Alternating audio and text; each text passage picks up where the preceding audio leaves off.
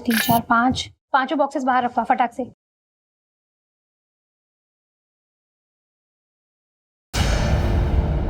अरे रोहन, ये बॉक्सेस वहां क्यों पड़े हैं? कब से रखे हैं वहां? टैग करना है, लेकर आओ। हाँ हाँ मैम, मैं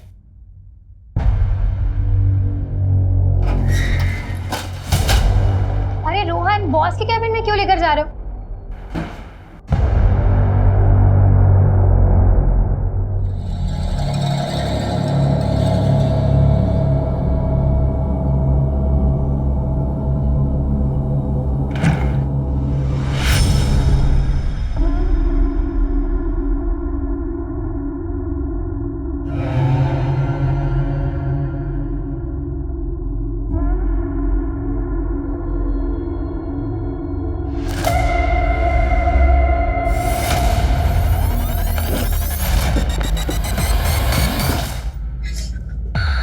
क्या कर रही थी यहाँ? सर वो लाइट ऑफ करने आई थी। आइंदा से बिना पूछे मेरे कैबिन में मत आना। जी।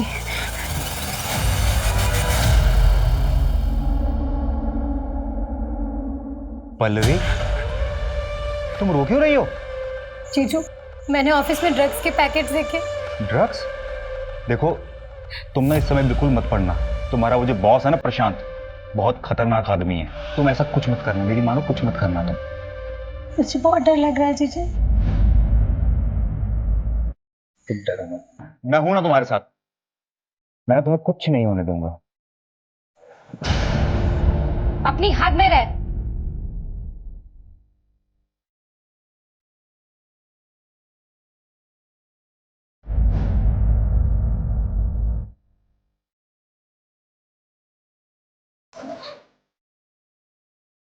पल्लवी, ये कैसे कपड़े पहन के रखे हैं? ढंग के कपड़े नहीं पहन सकती?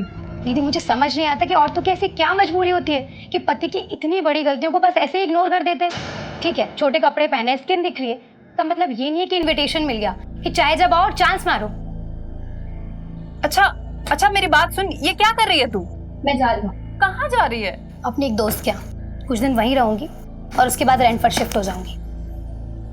सुन, ना तो तू कहीं जाएगी और ना ही अपने बॉस के खिलाफ कोई कंप्लेन करेगी। मैं जा रही हूँ और बाकी सामान बाद में लेकर जाऊंगी। आप सोचिए ना दीदी, जो आदमी आपके घर में रहकर आपकी बहन की इज्जत पे हाथ डाल सकता है, वो बाहर जाकर क्या कुछ नहीं करता होगा। अरे मैं तुम्हें छोड़ दूं कहीं? Thank you. क्या एटीट्यूड है इस लड़की में।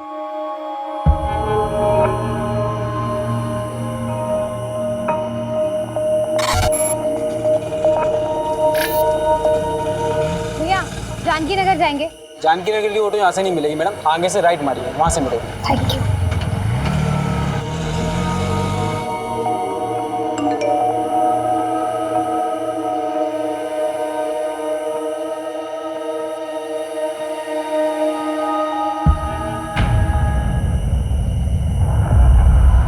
जरा सी भी आवाज निकाली ना तो जान से मार डालूंगा।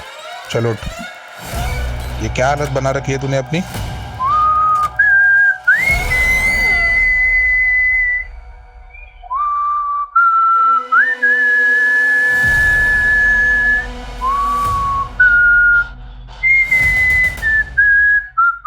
क्या कर रही हो ये सब?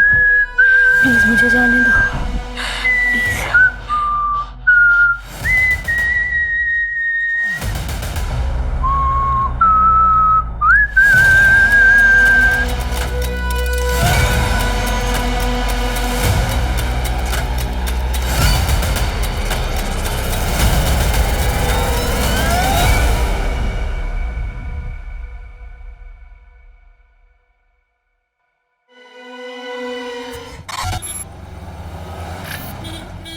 तू एक काम कर, जल्दी जा, जल्दी से अपना बैग रेडी करके आ। नगमा, इतनी देर लगा दी तुम लोगों ने। अरे क्या करेंगे, टेलर ने कपड़े ही नहीं सिले थे, बैठ के सिलाना पड़ा, वरना आयशा क्या पहनती।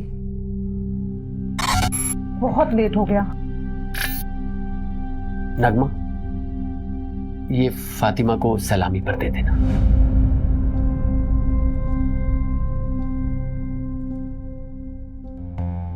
आमिर, ये तो बहुत महंगा लग रहा है, इसकी क्या जरूरत थी? हम उनको तोहफे में बहुत सारे कपड़े दे रहे हैं ना। नगमा, तुम्हारी खाला ने हमारे निकाह पर बहुत कीमती सेट दिया था, इतना तो करना ही चाहिए ना। कम से कम तुम उनके ताने सुनने से बच जाओगी। आमिर, लेकिन आगे आयशा का बोर्ड का एग्जाम है, इतने सारे खर्चे हैं, और वैसे भी शादी में बहुत खर्चा हो चुका है। मैं मैनेज करूंगा, तुम टेंशन मत लो। उज्जैन जाना है कि नहीं जाना? चलो जल्दी करो।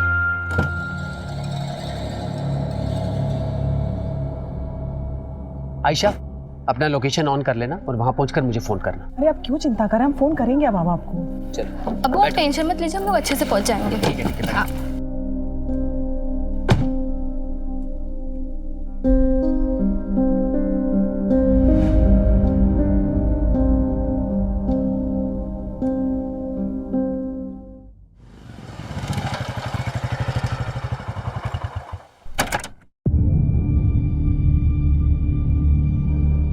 अर्जुन, कल से काम पर मत आना, आकर अपनी सैलरी ले लेना। क्या हुआ आमिर भाई, सब ठीक तो है? एक हफ्ते में दूसरी बार कंप्लेंट आई है तुम्हारी। वो तो तुम्हारी बीवी पेट से है, इसलिए मैंने पिछली बार माफ करवा दिया था, पर अब मैं कुछ नहीं कर सकता। कोई दूसरा काम ढूंढ लो। आमिर भाई, क्या है ना कि नई जगह जाऊंगा, नया जॉब ढूंढूंगा, नए दोस्त यार मिलेंगे। अब दोस्ती यार में थोड़ा पीना पाना तो हो गई, उस नशे के चक्कर में कभी आपके घर की असलियत निकल गई तो ना। अरे नहीं नहीं नहीं, नहीं निकले कि नहीं, बोलूँगा नहीं। इन क्या है, नशे में जबान पे काबू थोड़ी है। कमीने, मैंने तेरे साथ इतना कुछ किया और तू मुझे ही धमकी दे रहा है। अब देखता हूँ कैसे ऑफिस में आता है तू, और कैसे अपने बचे हुए 20 दिन की पगार लेता है। मैं भी देखता हूँ कैसे मिलेगा तो पैसे मिलेगा। आयशा बेटा, अब्बू को लोकेशन भेजा? कब का भेज दी?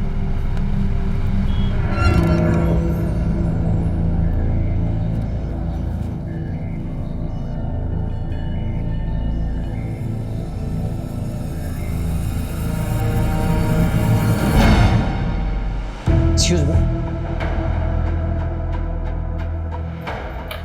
Sir, payment.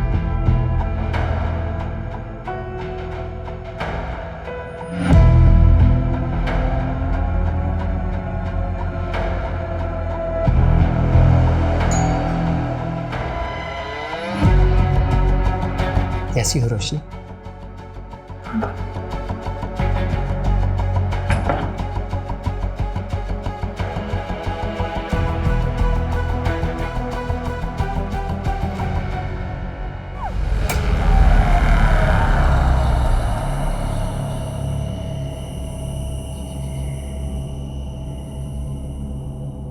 अरे रोशनी, इतना लेट? हाँ, वो आज ना ऑफिस में बहुत ज्यादा काम था, इसलिए लेट हो गई। ठीक है, कल से ऑफिस मत जाना। पर और सुनो, अंदर ना मैंने मटन ला के रखा है, उसे बना दो जरा। मिले, सॉरी ना, आगे से मैं ध्यान रखूंगी। मैं ऑफिस से हमेशा टाइम पे आ जाऊंगी। पता है तुम्हें, बॉस ने मेरी सैलरी भी बढ़ा दी है। अच्छा, मैं मटन बना के आती हूँ।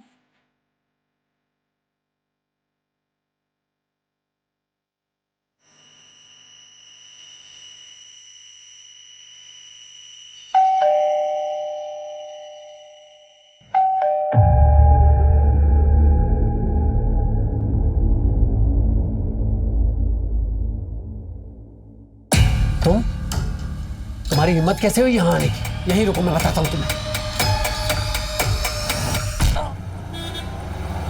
सर, आज सुबह ही बीवी नगमा और बेटी आयशा उज्जैन से लौटे हैं।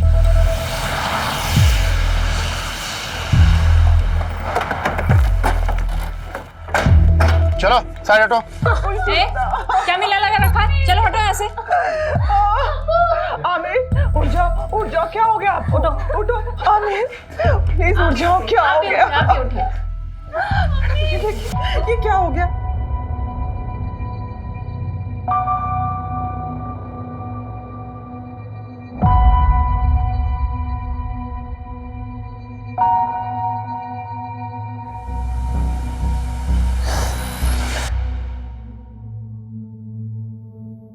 देखिए नगमा जी, मैं जानता हूं कि ये सही वक्त नहीं है, लेकिन इन्वेस्टिगेशन भी जरूरी है। आप हमें बता सकती हैं कि जब आप यहाँ वापस आई तो आपने सबसे पहले क्या देखा?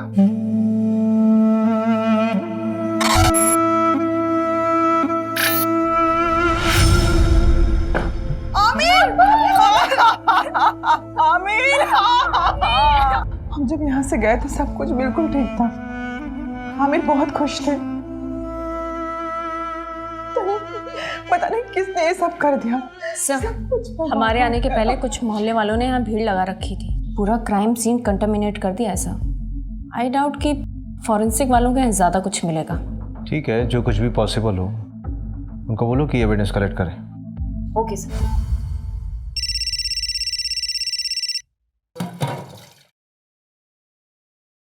हेलो हेलो दीदी, दीदी प्लीज मुझे बचा लीजिए। नहीं मुझे नहीं पता मैं कहाँ हूँ, पर प्लीज दीदी मुझे बचा लीजिए, वो मुझे मार देगा। कौन मार डालेगा पल्लवी? दीदी प्लीज प्लीज।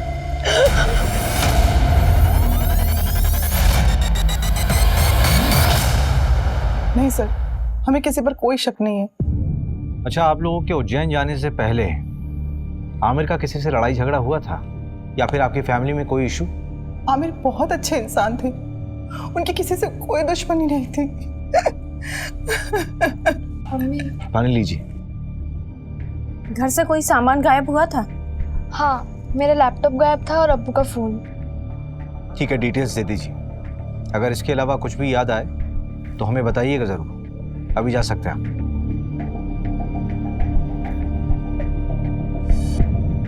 मंजू, इस आमिर का बैकग्राउंड निकालो।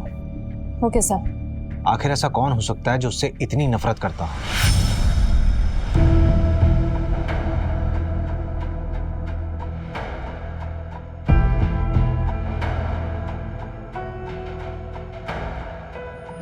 मैंने ऑफिस में ड्रग्स के पैकेट्स देखे।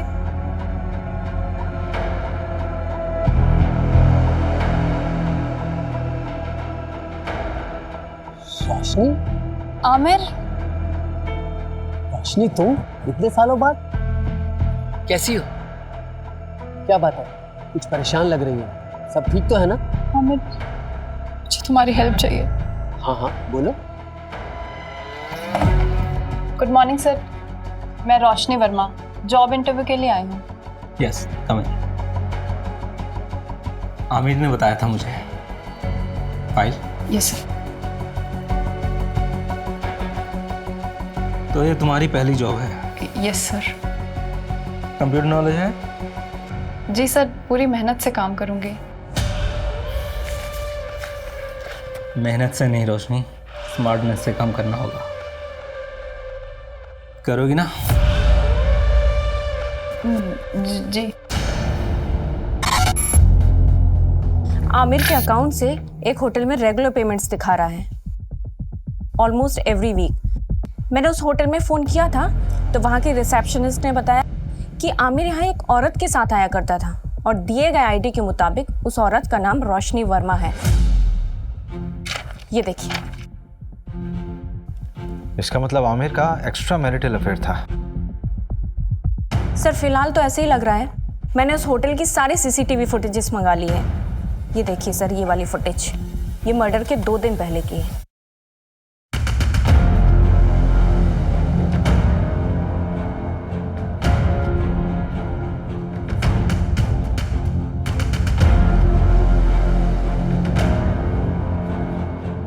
ये आदमी उसका पीछा कर रहा है। सर, इस आदमी की बॉडी लैंग्वेज बहुत डाउटफुल है। ऐसा लग रहा है जैसे ये इन पर नजर रखे हुए है। मैंने इसकी फोटो सर्कुलेट करवा दी है सर। गुड। हेलो। आमिर को उसकी बीवी ने मारा है। कौन बोल रहा है? फिर से बोलिए आप। आमिर को उसकी बीवी ने मारा है। लेकिन नगमा अपने हस्बैंड को क्यों मारेगी? हेलो। फिर से लगाओ। The number you are trying to call is currently switched off. एक ऐप है, मैं लोकेशन चेक करता हूँ। जल्दी करो।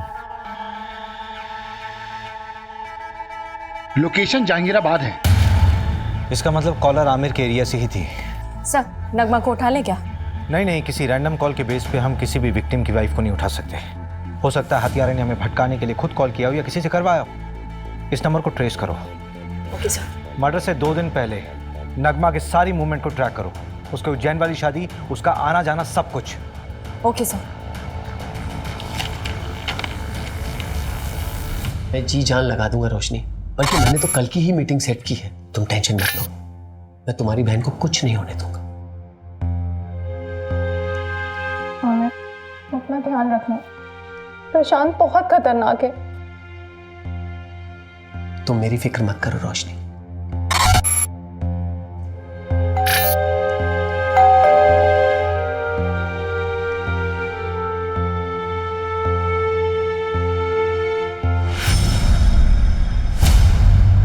हमारा कोई अफेयर नहीं था। मैं और आमिर तो एक कॉलोनी में रहते थे और बचपन से ही एक दूसरे को जानते हैं। और वापस अभी 4-5 महीने पहले ही मेरी उससे मुलाकात हुई थी।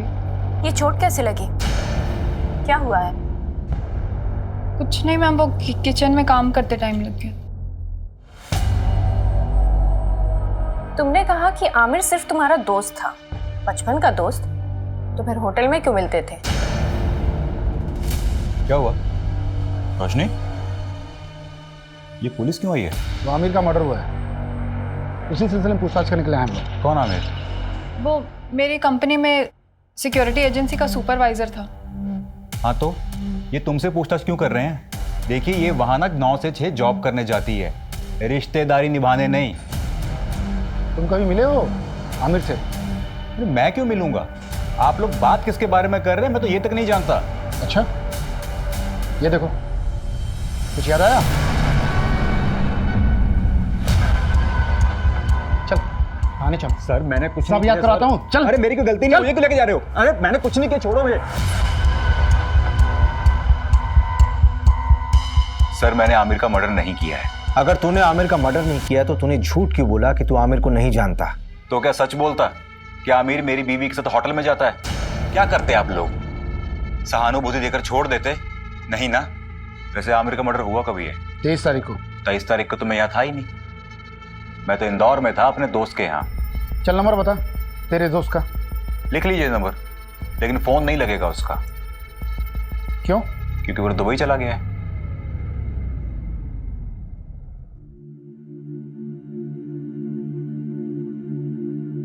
मास्टर जी, इस बार फिटिंग बहुत अच्छी बनाना, हम शादी में जा रहे हैं। भाभी जी हाथ ऊपर करिए। काफी पतले हो गए। मास्टर जी आप भी ना। मास्टर जी, इस काम के लिए कोई औरत नहीं मिलती आपको?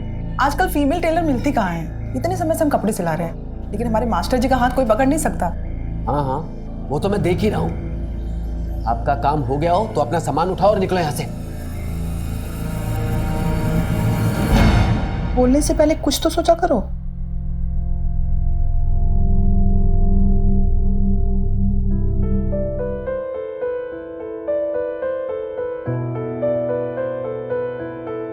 हैप्पी बर्थडे नगमा।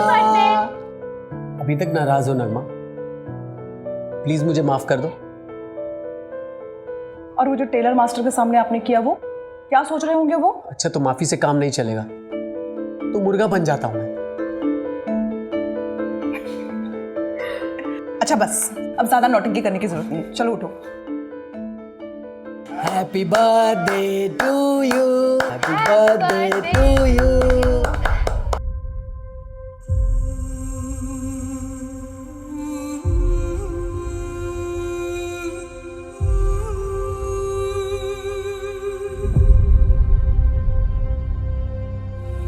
सर इनिशियल रिपोर्ट आ गई है।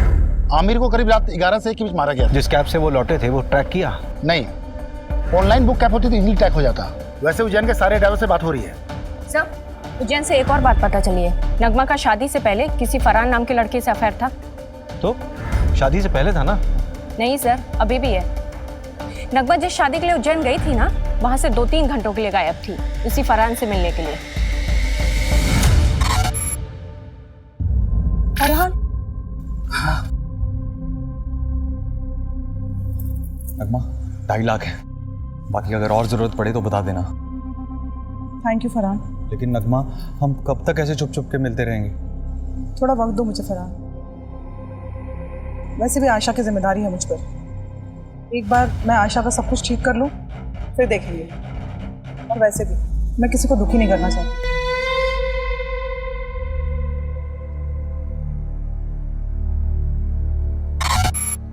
तो ठीक है, बैठ।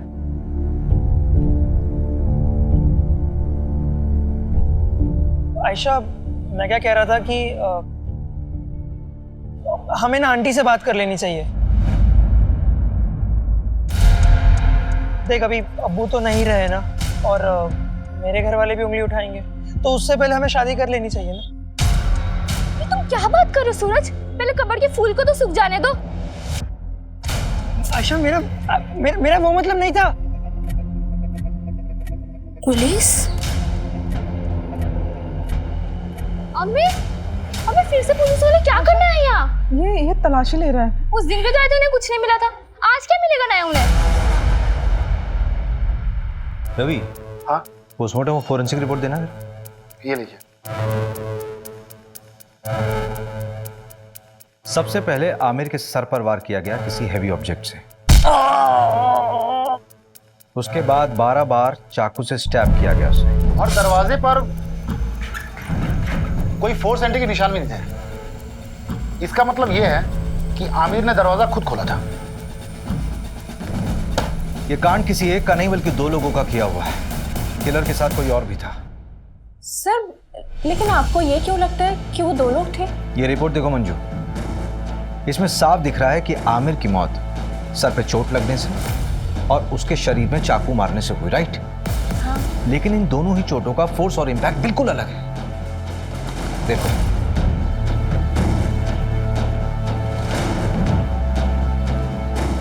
एक काम करो, इस घर की एक बार फिर से अच्छे से तलाशी लो। ठीक है। Okay sir.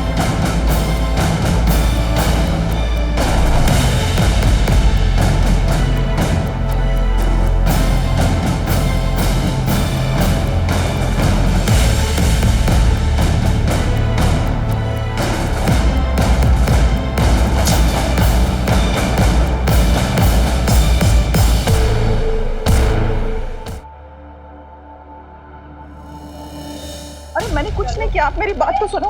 मैंने कोई खून नहीं किया। आयशा, आपको नहीं मार सकती है। हम तो शादी में उज्जैन गए थे, अम्मी नहीं कर सकती हैं। आयशा, उन्होंने कुछ नहीं किया। मैडम, मैंने कुछ नहीं किया। मेरी बच्ची अकेली है। अम्मी, अम्मी।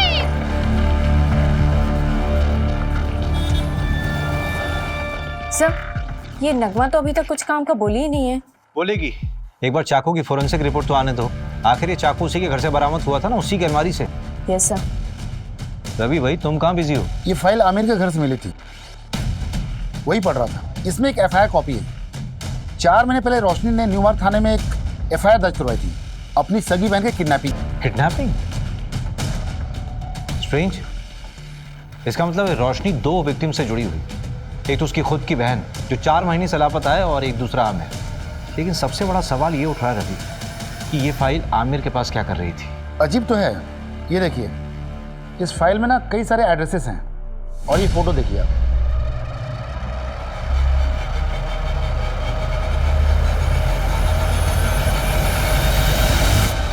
रवि, कहीं उस कॉलर के बोलने पे हम बहुत अलग तो नहीं जा रहे? हम नगमा से पूछताछ कर रहे हैं और मालूम चले कि केस कुछ और ही। एक काम करो, रोशनी को थाने बुलाओ।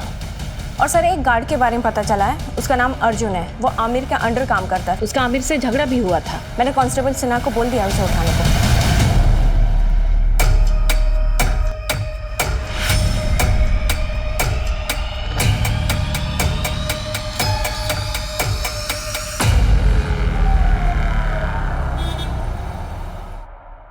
सर, मैं सच कह रहा हूँ, मैंने कुछ नहीं किया। मैंने किसी को नहीं मारा है।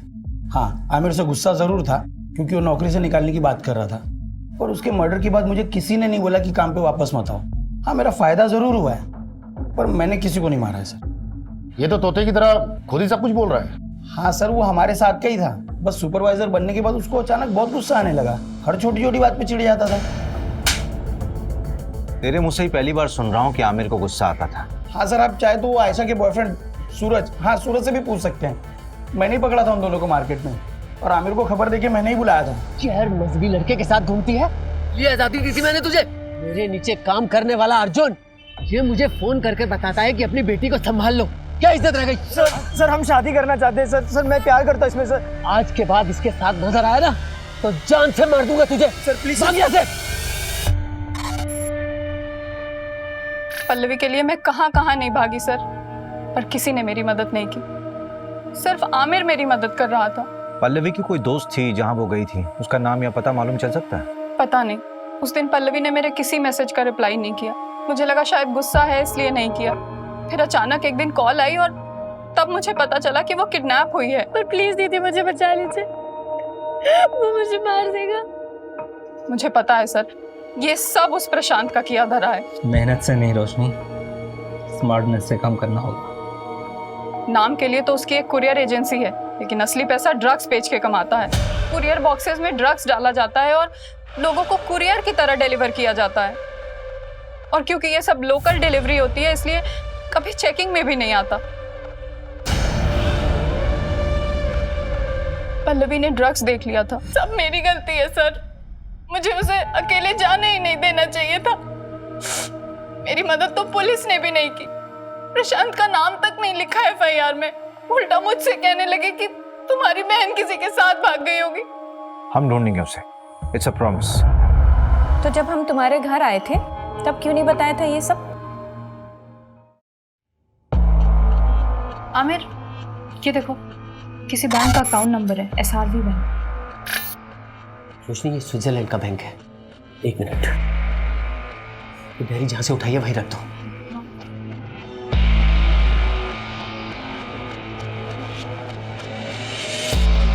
रोशनी इधर आओ। ये प्रशांत की प्रॉपर्टीज के पेपर है, उसके नाम कई प्रॉपर्टीज है। आमिर, शायद यहीं कहीं रखा हो उसने पल्लवी को। चलो हम अभी चेक करके आते हैं सारे एड्रेस। नहीं नहीं नहीं रोशनी, अभी बहुत लेट हो चुका, तुम घर जाओ। लेकिन मेरे पल्लवी, हड़बड़ी का काम नहीं है, बहुत रिस्की है। हम लोग कल मिलेंगे। चलो अभी इसको वापस रखो। चलो चलो चलो जल्दी चलो।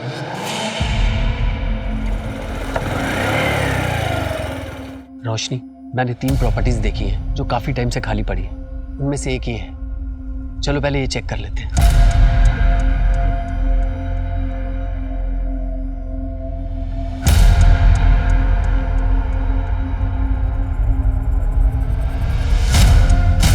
रोशनी, यहां तो कोई नहीं। चलो दूसरी प्रॉपर्टी में देखते हैं।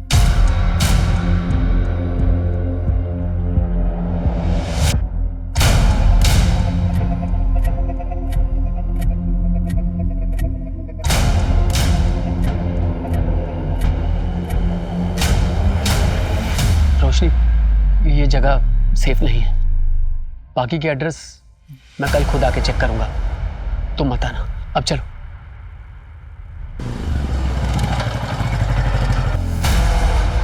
रोशनी, तुम टेंशन मत लो, मैं पल्लवी को ढूंढ लूंगा। आमिर, अभी मैं घर निकलती हूँ। अगर निलय मुझसे पहले आ गया ना तो बहुत प्रॉब्लम हो जाएगी।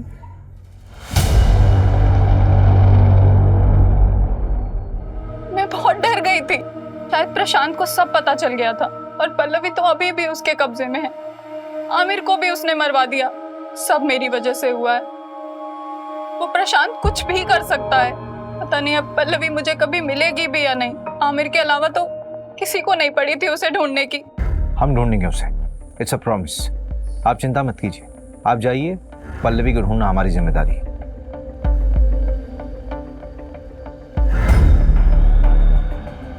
रवि, जिस नंबर से पल्लवी ने कॉल किया था उसकी डिटेल्स निकालो और इस कॉलर का भी इन्वेस्टिगेशन स्पीड अप कर दो जिसने आमिर की वाइफ का नाम लिया था। इस प्रशांत को यहाँ बुलाओ।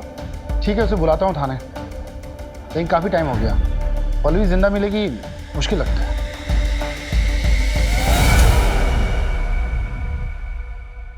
और इंस्पेक्टर साहब, बीवी बच्चे कैसे हैं आपके? बहुत अच्छे।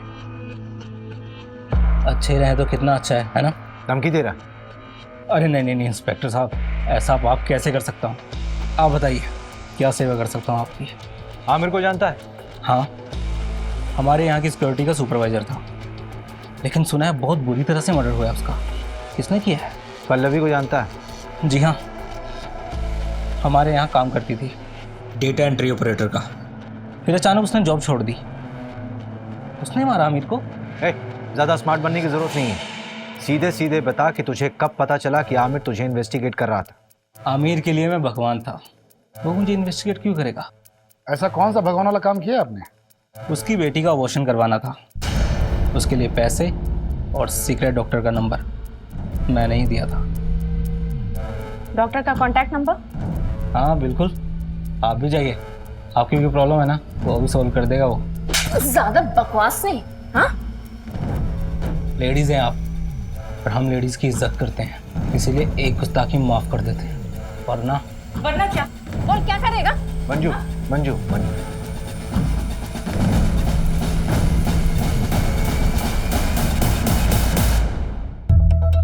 नहीं सर, हमारे यहाँ ऐसा कुछ भी गलत काम नहीं होता। एक तो बिना पुलिस को इन्फॉर्म किए एक नाबालिग लड़की का अबॉर्शन करा दिया, ऊपर से झूठ बोल रहे हो।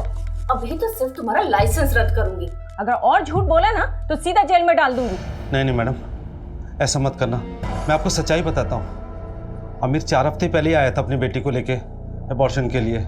आयशा, अभी तो सिर्फ 2 महीने हुए हैं, अभी तो अबॉर्शन हो सकता है। और आमिर, तेरी बेटी तो अभी नाबालिग है, पुलिस केस हो सकता है। डॉक्टर साहब, मेरे बच्चे की जिंदगी खराब हो जाएगी। वो लड़का इसकी क्लास का है, उसे जब खबर मिली तो वो घबरा गया। डॉक्टर साहब, आप इसका अबॉर्शन कर दीजिए, हमें कोई पुलिस केस नहीं करना। नहीं अब्बू, जो कुछ हो रहा है तेरे अच्छे के लिए हो रहा है। मैं ताने सुन सकता हूँ, लेकिन तू ताने नहीं सुन सकती। छोटे बच्चे की परवरिश करना इतना आसान नहीं है, खासकर जब उसका बाप उसके साथ ना हो। अब्बू ने मेरा साथ दिया था। तुम्हारा अबॉर्शन हुआ तो डेफिनेटली तुम्हें सूरज से भी मिलने से रोका गया होगा, तो क्या इन सारी बातों को लेकर सूरज गुस्सा था क्या आमिर से? देखिए, ना सूरज ने अब्बू को मारा है और ना अम्मी ने अब्बू को मारा है। आप शुरू से गलत इन्वेस्टिगेट कर रहे हो।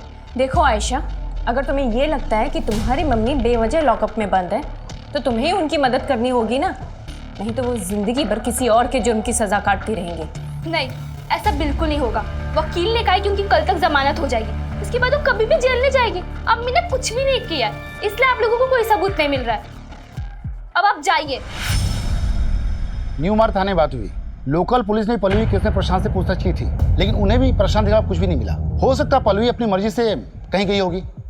जिस नंबर से पल्लवी ने कॉल किया था वो नंबर भी ट्रेस नहीं हो रहा है, फेक आईडी पे लिया गया था और स्विच ऑफ हो गया। पर सर, पल्लवी को गायब करने का मोटिव तो बनता है प्रशांत के पास। नगमा का एक्स बॉयफ्रेंड फरहान का भी कुछ पता नहीं। हाँ, एक बात पता चली है, उसने नगमा को 2.5 लाख रुपए उधार दिए थे। 2.5 लाख है, बाकी अगर और जरूरत पड़े तो बता देना। अब इतने पैसों की उसे क्या जरूरत पड़ी, ये तो नगमा ही बता सकती है। ऊपर से मिस्ट्री कॉलर का अभी तक नहीं पता लगा जिसने नगमा का नाम लिया था। टेक्निकल टीम ने बताया कि यूज किया हुआ सिम और फोन दोनों ही फर्जी तरीके से खरीदे गए थे। हो सकता है बाद में डिस्ट्रॉय कर दिए होंगे, क्योंकि दोबारा उनसे कॉल नहीं हुआ है। इसका मतलब we are back to the square one here. हमारे पास सिर्फ ये सीसीटीवी फुटेज है जो पल्लवी की किडनैपिंग साइट से हमें कैमरे के थ्रू मिली। देखते हैं क्या होगा इसमें।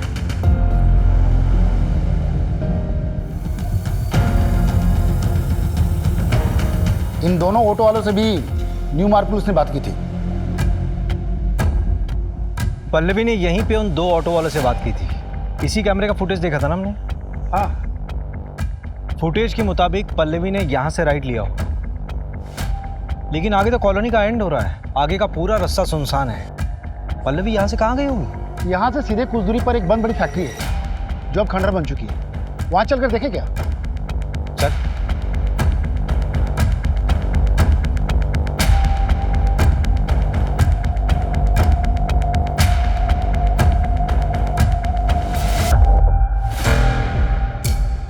जीन्स से बांधा गया था, मेकअप का सामान।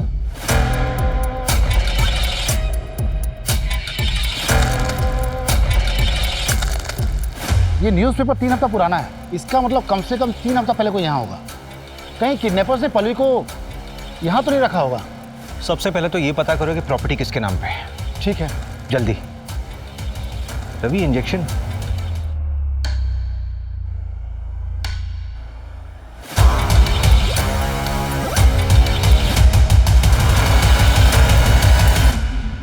सर, इनकी बेल हो गई।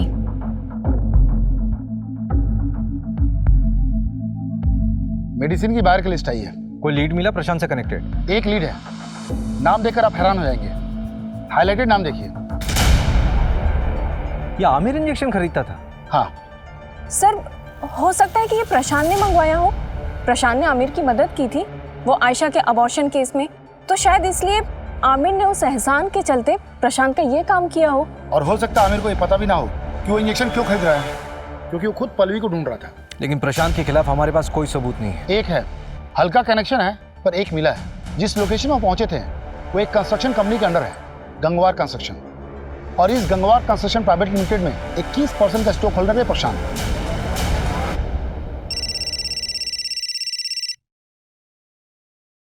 हेलो, गाड़ी में बैठो।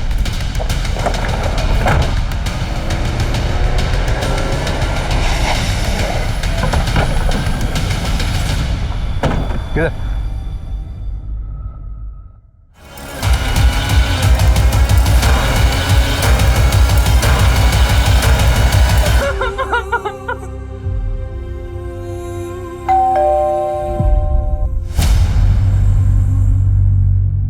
आप लोग फिर से? इस बार तुम्हें बेल नहीं होने वाली। चाकू की फोरेंसिक रिपोर्ट आ गई है, तुम्हारे फिंगरप्रिंट्स मैच हुए हैं। फोरेंसिक रिपोर्ट के मुताबिक इस चाकू में जो खून मिला है उस खून में हीमोग्लोबिन लेवल कम है और ब्लड क्लॉट थोड़ा ज्यादा। तो ये जो खून इस चाकू में मिला है वो विक्टिम के मर्डर के कम से कम 24 से 48 घंटे बाद का है। मतलब पोस्टमार्टम के बाद का ब्लड है। आमिर को उसकी बीवी ने मारा है।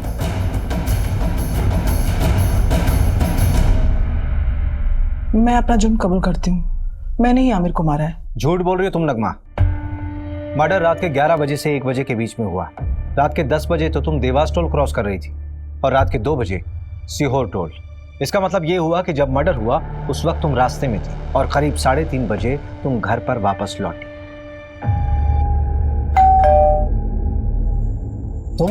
तुम्हारी हिम्मत कैसे हुई यहाँ आने की? रुको, मैं तुम्हें अभी देखता हूँ। तू चल मेरे साथ चल। अब जो मैं कहूंगी तो वही करेंगे। चल। आयशा बोलो, क्यों किया ये सब? देखो मैं जानता हूँ तुम दूसरी कैब करके पहले ही भोपाल पहुंच गई थी और तुम्हारी माँ नगमा बाद में अकेली आई थी। देवास टोल नाके के सीसीटीवी फुटेज में तुम्हारी माँ कैब में अकेली दिखाई दे रही है। इसके आगे जाकर हमने इन्वेस्टिगेट किया तो पता चला कि मर्डर के समय तुम्हारी माँ घर पर थी ही नहीं। सबूत हैं हमारे पास। सर प्लीज, मैं आपके आगे हाथ जोड़ती हूँ, इसको छोड़ दीजिए। इसकी सजा मुझे दे दीजिए। ये अभी बहुत छोटी है, इसकी पूरी जिंदगी बर्बाद हो जाएगी। आयशा मैं तुमसे पूछ रहा हूँ, बोलो क्यों किया तुमने ऐसा? नगमा तो तुम दोनों को भगाने वाली थी, फिर क्यों? बोलो आयशा। क्योंकि मैं नहीं भाग पा रही थी। कैसे चली जाती मैं? कैसे भूलती है सब कुछ? वो मेरा रेप करता था, मेरा खुद का बाप। जो अबॉर्शन करवाया था वो सूरज का बच्चा नहीं, वो कमीना आमिर का था। तुम्हारी अम्मी ने पैसों का इंतजाम किया था तो फिर क्यों नहीं चली गई? नहीं जाना था मुझे, नहीं भागना था।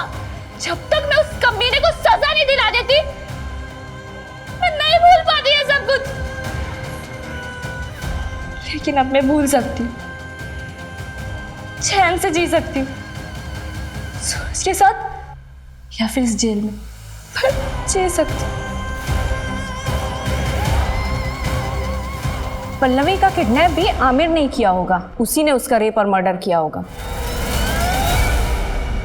पोस्टमार्टम के मुताबिक जिस वक्त पल्लवी का मर्डर हुआ उस वक्त प्रशांत मुंबई में था।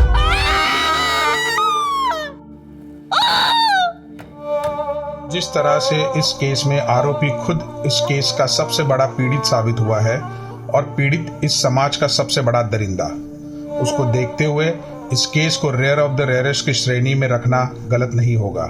सारे सबूतों के बिना पर आमिर मलिक मर्डर केस में ये juvenile justice board Ayesha Malik को 3 महीने की सजा सुनाती है और इस दौरान वो जमानत की अर्जी भी लगा सकती है। सब inspector Sandeep Gawai, PSI at Belkadi police station. Sir वो टॉपर थे स्टाफ सिलेक्शन में, ईमानदार एंड ऑनेस्ट मैन। बॉडी कब मिली? सकाळी 7:30 के आसपास। सुनसान सड़क थी सर। लोकल पुलिस का कहना है कि हिट एंड रन केस हो सकता है। हिट एंड रन है या कुछ और, इसका पता हम लगाएंगे सुधार। हो सकता है जो उन्हें 6 दिख रहा हो असल में वो 9 हो। उनके सीनियर से पता चला है वो काफी आइडियल पर्सन थे। कहीं पढ़ा था sir, ideal is not a real.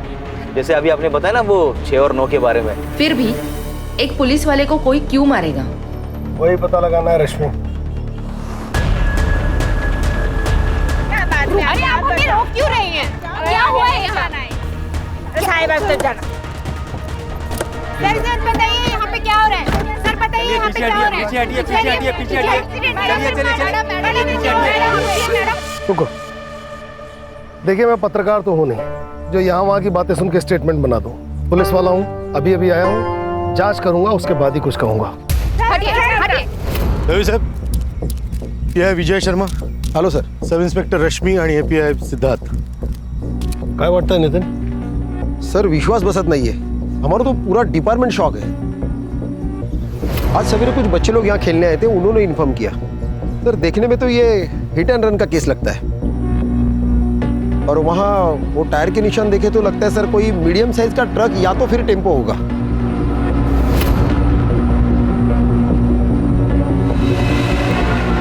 ये हिट एंड रन नहीं, मर्डर है.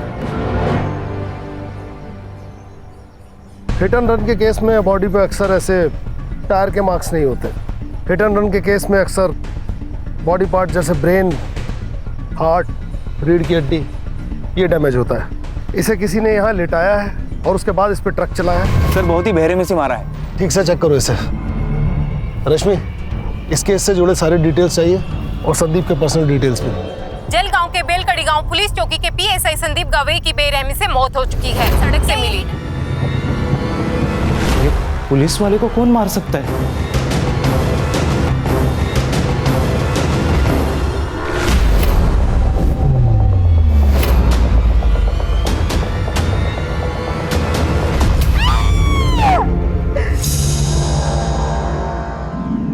सर, संदीप की मां ये मानने को तैयार ही नहीं है कि संदीप की मौत हो चुकी है. कैसे मानेगी सर? संदीप के सिवा उसका दुनिया में कोई नहीं था. अगले हफ्ते संदीप की शादी थी. नितिन सर, शादी में सिर्फ लड्डू खाने मत आना. 2 दिन पहले सब काम करने के लिए आना है. हो काकू, पक्का आऊंगा, नक्की. काकू बोल के मस्का मत लगाओ. आना है मतलब आना है. ये देखो, मेरा बेटा आ गया. आप लोग नहीं आएंगे ना तो ये शादी के फेरे भी नहीं लेगा. तू यहाँ भी शुरू हो गई. अरे नितिन सर, सॉरी आप प्लीज, तू चल घरी. अरे मी नाही बोलत होते. नितिन सर हळदीला पण यायचं. अरे मला सांगू दे, असं काय करतो तू? संदीप ऐसे किसी केस में इन्वेस्टिगेशन कर रहा था जिसमें उसकी जान को खतरा हो? नहीं सर, पर हाँ वो प्राइवेटली कुछ ढूंढ रहा था. उसके बारे में मुझे कुछ नहीं पता. हाँ सर, 3 महीने पहले सर का यहाँ पोस्टिंग हुआ था, तब से मैं उनके साथ हूँ. लेकिन मुझे भी पता नहीं चला कि वो आखिर ढूंढ क्या रहे हैं. नितिन, तुम्हारे हिसाब से संदीप ऑनेस्ट, स्ट्रिक्ट और उसूलों वाला इंसान था. फिर ये लुका छिपी क्यों? ऐसा कौन सा केस था जो उसने तुम्हें बताना भी जरूरी नहीं समझा? सर, कल शाम 7:30 बजे प्रिया साठे नाम के किसी लड़के ने संदीप को कॉल किया था. मैंने कॉल लॉग चेक किए तो पता चला कि पिछले 4 दिनों से उनकी कंटिन्यूअसली बातें चल रही थी. संदीप के फोन की पूरी CDR मुझे चाहिए. जी सर. कौन है प्रिया साठे, जानते हो?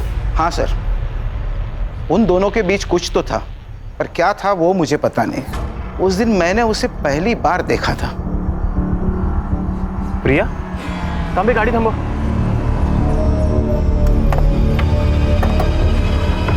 प्रिया,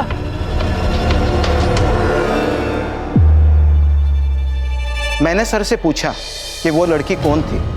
तभी उन्होंने मुझे बताया कि वो उनके कॉलेज की पुरानी फ्रेंड थी. लेकिन दूसरी बार जब मैं ड्यूटी खत्म करके घर जा रहा था, 2 लोग अकेले सुनसान जगह पे हाथ पकड़ के बैठे रहेंगे तो इसका क्या मतलब हो सकता है सर? बाद में मुझे पता चला कि प्रिया शादीशुदा है.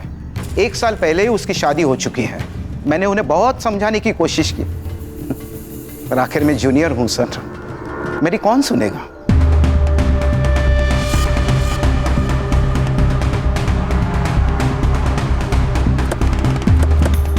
तुम्हारा संदीप के साथ क्या रिश्ता था? हम कॉलेज के दोस्त थे. कॉलेज के बाद किसी से कांटेक्ट नहीं था. हम दोनों भी अभी कुछ हफ्तों पहले ही मिले थे. तुम्हारे पति को पता है तुम्हारे और संदीप के बारे में? नहीं, मैंने उन्हें कभी नहीं बताया. क्यों? क्योंकि मुझे जरूरी नहीं लगा. संदीप और मैं दोस्त है, इससे आप लोगों को क्या प्रॉब्लम है? मैडम, जब दोस्त का मर्डर हो जाएगा तो सवाल उठेंगे और प्रॉब्लम भी होगी. लेकिन मुझ पर क्यों? हो सकता है कि आप दोनों का रिश्ता दोस्त से बढ़कर था और आप दोनों के इस रिश्ते के बारे में आपके पति मकरंद को इस बात का पता चल गया और उसने गुस्से में आकर संदीप का खून कर दिया. ये आप क्या बोल रहे हो? धोखा अक्सर मतलब पूरा होने के बाद ही दिया जाता है. ऐसा कौन सा मकसद था मैडम जो संदीप ने पूरा कर दिया था? बंद कीजिए ड्रामा. संदीप मेरे भाई की तरह था. तो आपके भाई साहब के बारे में आपके पतिदेव को आपने क्यों कुछ नहीं बताया? क्यों सब छुपा के रखा? मुझे काहीतरी होतच ना। ऐसा कुछ नहीं है, मकरंद से मैं प्यार करती हूँ और हम दोनों खुश हैं। करता क्या है ये मकरंद? जी, उनका दाल चावल का होलसेल का बिजनेस है और उसी सिलसिले में उनका जलगांव जाना होता है। मोबाइल नंबर दीजिए उनका। सर, मुझे तो लव ट्रायंगल की बू आ रही है। लव ट्रायंगल में किसी एक का मरना तय है, ये तो इतिहास में लिखा हुआ है। सुतार, इस मकरंद और संदीप के बारे में सारी डिटेल पता करो, और रश्मि, प्रिया के बारे में सब पता करके बताओ। सर, ये प्रिया तो डॉक्टर राजा आठवले की बेटी है। कौन है डॉक्टर राजा आठवले? सर, कहने को तो ये डॉक्टर है, लेकिन लोग इसे देव मानुस कहते हैं। आरटी एक्टिविस्ट है, लोगों की काफी मदद करता है, लेकिन सर पुलिस से इसकी नहीं बनती, क्योंकि इन्हें हर पुलिस वाला बिका हुआ और करप्ट लगता है।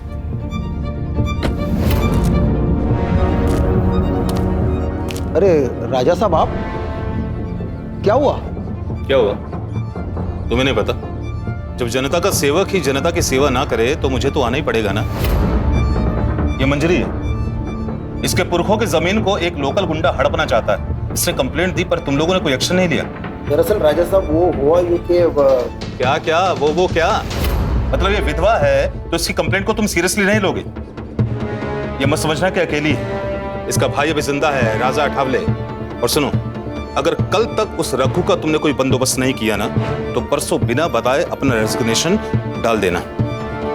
रश्मि, ये तो एक अलग ही एंगल निकल के आ गया। कहीं ऐसा तो नहीं कि प्रिया के पिता डॉक्टर राजा अठावले को संदीप और प्रिया के बारे में पता पड़ गया और उसने गुस्से में आकर संदीप को मरवा दिया? सर, कहने को तो बहुत कुछ हो सकता है, लेकिन हम उस पर डायरेक्ट डाउट नहीं ले सकते। बड़े चाहने वाले हैं उसके। सर, अगर वो इन्वॉल्व है तो पूरे सबूत के साथ जाना पड़ेगा। कहाँ है इस डॉक्टर साहब और देव मानुष का क्लिनिक? आ जाओ। सर, आप निकल रहे हैं? हाँ, आज थोड़ा लेट हो गया। वो मैं आपके लिए मच्छी करी लेकर आई थी। अरे वाह, मतलब तुम्हें मेरा वीक पॉइंट मालूम है कि मुझे मच्छी करी बहुत पसंद है, वो भी तुम्हारे हाथों की। तो ठीक है, थोड़ा लेट और सही। एक काम करो, तुम प्लेट्स लगाओ, मैं हाथ धो कर आता हूँ, ठीक है?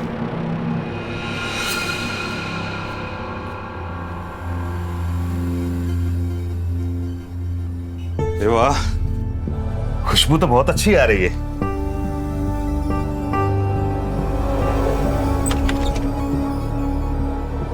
अरे भाई को आना, देख रुक्मिनी फिश फ्राई से लेकर आई है। ताई, या ना, मैं आपके लिए भी प्लेट लगाती हूँ। रहने दो रुक्मिनी, इतने प्यार से जिनके लिए लाई हो उन्हीं को खाने दो, कहीं कम ना पड़ जाए। क्या बोले जा रही हो, पागल हो क्या? आप क्यों भूल जाते हैं कि आपका एक घर है, बीवी है, परिवार है जो आपके लिए वेट कर रहा है, पर आप हमारी परवाह किए बगैर यहाँ एक पराई औरत के साथ खाना खा रहे हैं। सर, मैं आती हूँ।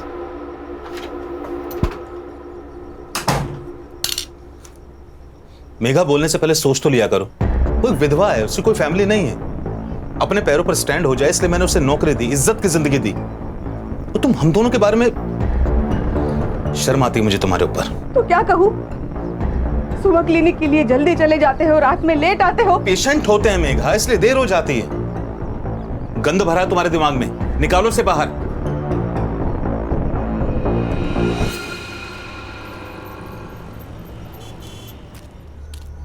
संदीप, संदीप! अरे ताई, तुम्ही इथे?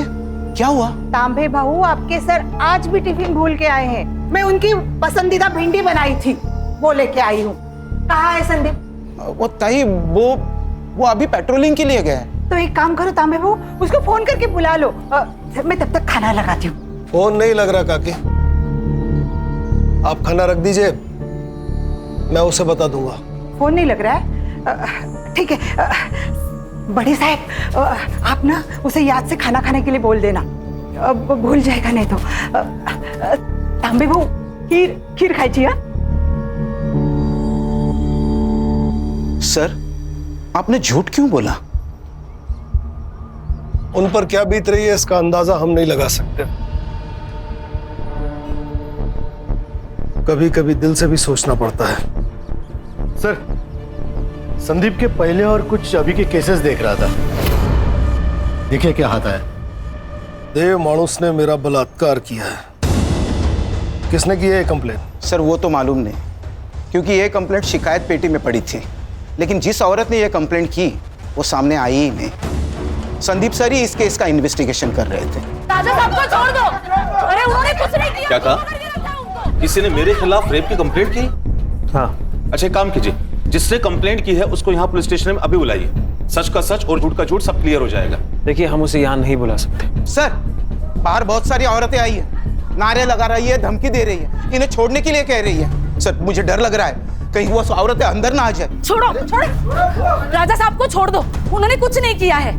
ऑफिसर, मेरे पति को सब लोग देव मानुस कहते हैं और आप उन्हीं पर गलत इल्जाम लगा रहे हैं। देखिए, मैं सिर्फ अपना काम कर रहा हूँ। इनके खिलाफ कंप्लेन आई है तो इंक्वायरी के लिए इन्हें यहाँ बुलाना पड़ा। इंस्पेक्टर साहब बिल्कुल सही कह रहे हैं। तुम सभी लोग बाहर जाओ, चलो बाहर जाओ, चलो। इंस्पेक्टर साहब, पूछिए, आपको जो कुछ पूछना है। पूछताछ हुई पर कुछ हाथ नहीं लगा। जिस लड़के ने कंप्लेंट की थी वो सामने आई ही नहीं। और फिर केस बंद हो गया। क्या करें सर, इस शहर के आधे लोग डर की वजह से कंप्लेंट ही नहीं करते। ये भी तो हो सकता है कि तुम जैसे डर कह रहे हो हालात वही हो। लेकिन सर, ये भी तो हो सकता है कि वो कंप्लेंट ही झूठी हो। मेरा मतलब है, हर अच्छा काम करने वाले आदमी के दुश्मन भी बहुत सारे होंगे।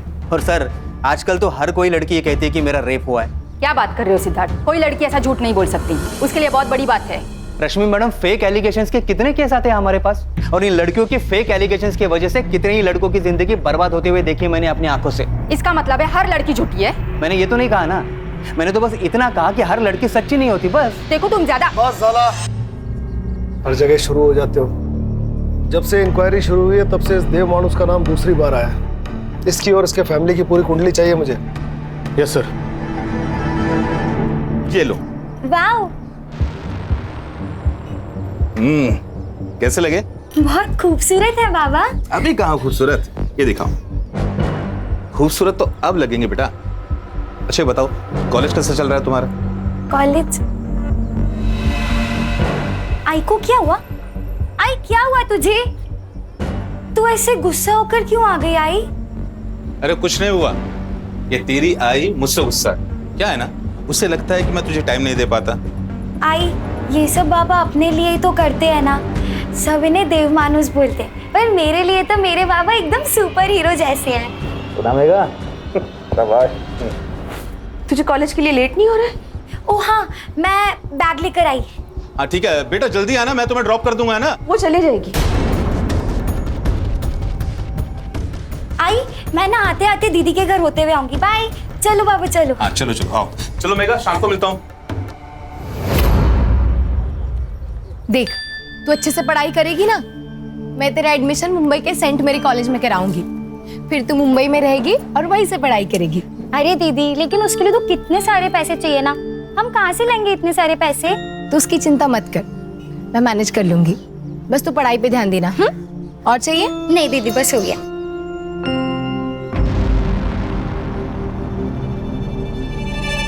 ये कंगन कब खरीदे? ये तो मुझे आज सुबह ही बाबा ने दिए। कितने खूबसूरत है ना। निकाल कर फेंक दे। यहाँ हर चीज की कीमत चुकानी पड़ती है नीतू। बिना मतलब के यहाँ कोई किसी के लिए कुछ भी नहीं करता। दीदी, वो बाबा है हमारे सौतेले। और मैं इतना गुस्सा क्यों कर रही हूँ ना, तेरी माँ से जाके पूछ। मुझे किसी से कुछ नहीं पूछना। तू जलती है मुझसे क्योंकि बाबा ने तुझे कुछ गिफ्ट नहीं दिया, मुझे कंगन दिए, इसलिए जा रही हूँ मैं। नीतू, नीतू बात सुन मेरी। नीतू,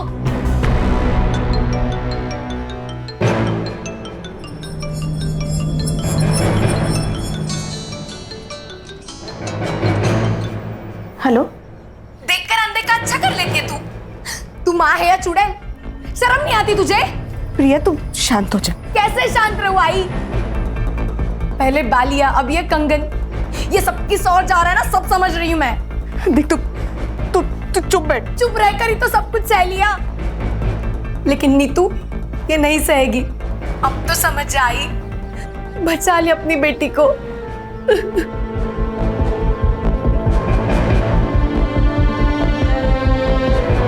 सर, पोस्टमार्टम रिपोर्ट के अनुसार संदीप की मौत रात को 11 से 3 बजे के बीच हुई।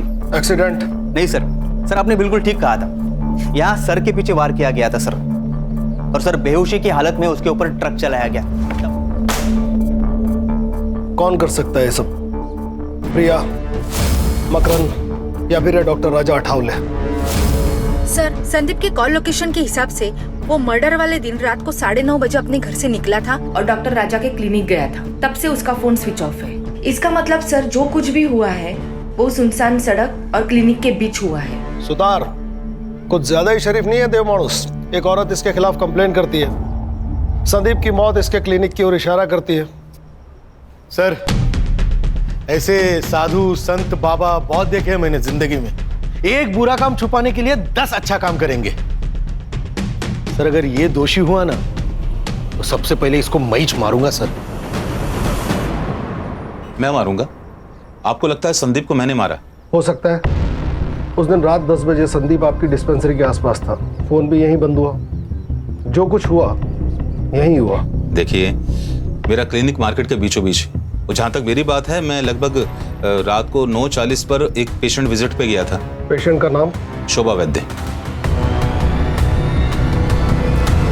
रश्मि, शोभा वैद्य से मिलो और इस डॉक्टर अठावले की उस रात की लोकेशन वेरीफाई करो। या तो ये बहुत बड़ा शातिर है या फिर सच में देव मानुष। हो सकता है कि सर शिकायत पेटी की कंप्लेंट जेन्युइन हो और उसका इस केस से कोई रिलेशन ही ना हो सकता है। एक काम करो सिद्धार्थ, पिछले 6 महीने में डॉक्टर अठावले को जिन औरतों ने रेगुलर विजिट किया है उनसे पूछताछ करो, उनके हैंडराइटिंग सैंपल्स लो और उसे उस लेटर से मैच करो। ये इस केस को नई दिशा दे सकते हैं। पिछले 6 महीने में जो भी सुसाइड और मिसिंग केस हुए हैं उन सब की फाइल तांबे से लो, कुछ ना कुछ जरूर मिलेगा। समझ गया सर। चला। रश्मि, मकरंद का कुछ पता चला? जलगांव में ही है या कहीं और? पता नहीं सर, पिछले 24 घंटे से उसका फोन स्विच ऑफ आ रहा है और उसकी last call location बेलकड़ी bus stand थी। ये दोनों मियाँ बीवी मिलके कहीं हमें घुमा तो नहीं रहे? ये प्रिया के पास चले सर? तुम जाओ और जो मैं कहता हूँ वो बोलो। मुझे नहीं पता मकरंद कहाँ है। और तुम्हें कोई परेशानी नहीं है? मतलब तुम्हारा पति गायब है पर तुम्हारे चेहरे पे कोई चिंता नजर नहीं आ रही है। प्रिया, तुम संदीप को अपना दोस्त मानती थी ना, तो यही वक्त है अपनी दोस्ती निभाने का। मैं जानती हूँ संदीप के जाने का सबसे बड़ा दुख तुम्हें हुआ है। कुछ तो गलत हुआ है उसके साथ। वो बहुत खुश था। तू ही चॉइस कर ले यार। संदीप, मैंने सिर्फ उसकी फोटो देखी है। मैं तुम्हें सजेस्ट कर सकती हूँ, चॉइस तो तुम्हें ही करना पड़ेगा। हम एक काम करते, ये तीनों ले लेते। अच्छा, इतना प्यार? अभी से इतना प्यार करोगे ना तो तुम्हारी बीवी तुम्हें जोरों का गुलाम बना के रखेगी। संदीप एकदम परफेक्ट पति था, जैसा हर लड़की चाहती है। क्या तुम्हारे और मकरंद के बीच में कोई प्रॉब्लम्स थे? मुझे ऐसा लग रहा है कि तुम मकरंद के साथ खुश नहीं थी। बोलो प्रिया, मैं यहाँ तुम्हारी मदद करने आई हूँ। हमारी शादी को 1 साल हो चुका था। मकरंद बच्चे के लिए एकदम डेस्परेट हो गया था। एक दिन हम डॉक्टर के पास चले गए तो पता चला कि प्रॉब्लम मुझ में है। मैं उसे बच्चा नहीं दे सकती थी। उसी दौरान संदीप की पोस्टिंग यहाँ पर हो गई थी। उसे मैं अपने सारे प्रॉब्लम्स बताती थी, लेकिन मैं जानती थी कि मकरंद इस बात को नहीं समझेगा। इसलिए संदीप के बारे में मैंने उसे कभी कुछ नहीं बताया। संदीप का मर्डर और मकरंद का गायब होना, इसमें कुछ तो कनेक्शन हो सकता है प्रिया। तुम जानती हो मकरंद कहाँ हो सकता है? मकरंद का हमेशा जलगांव आना जाना होता है। वहां पर उसका जो दोस्त है अजित देशमुख, शायद उसे कुछ पता हो। देखो सर, इन दोनों की हैंडराइटिंग भी मैच नहीं हो रही। सर, मेरी उत्तरा बीमारी से तंग आ गई थी सर। रात भर रोती थी, उसे जीना ही नहीं था, इसलिए उसने खुदकुशी कर ली। उत्तरा राजा अठावले की पेशेंट थी। हो सकता है कि बात कुछ और हो। 1 मिनट, आप राजा साहब पर शक कर रहे हो? अरे देव मानुस है वो। मैं आज जो स्कूल में क्लर्क की जॉब कर रहा हूं ना, उनकी वजह से मुझे और उत्तरा को हमारे बुरे समय से उन्होंने निकाला था। देखिए सर, मुझे इस बारे में आपसे कोई बात नहीं करनी। आप प्लीज जाइए। मेरे पति को मरे बहुत साल हो गए सर। ये कौन सा एप्लीकेशन फॉर्म है? क्या है ना मैडम, हम ग्राम पंचायत से आए हैं। वो क्या है ना, सरकारी कामकाज रहता है तो रोज नए नए फॉर्म, नए नए कागज लगते रहते हैं। बस अब हाँ, आप बस ये फॉर्म भर कर दीजिएगा, बाकी हम लोग देख लेंगे। हाँ, ये लीजिए। बस ये लीजिए।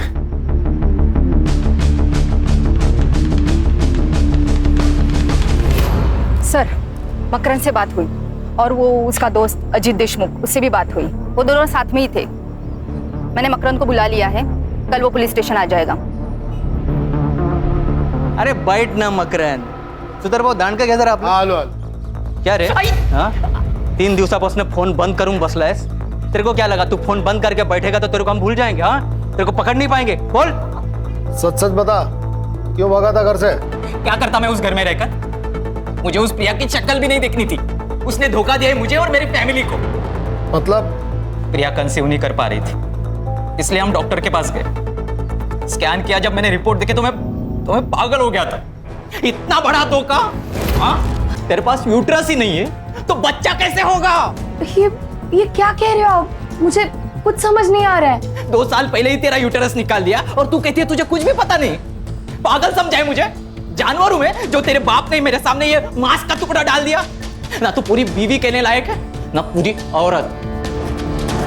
जो औरत बच्चा पैदा नहीं कर पाए वो औरत कहलाने के लायक नहीं.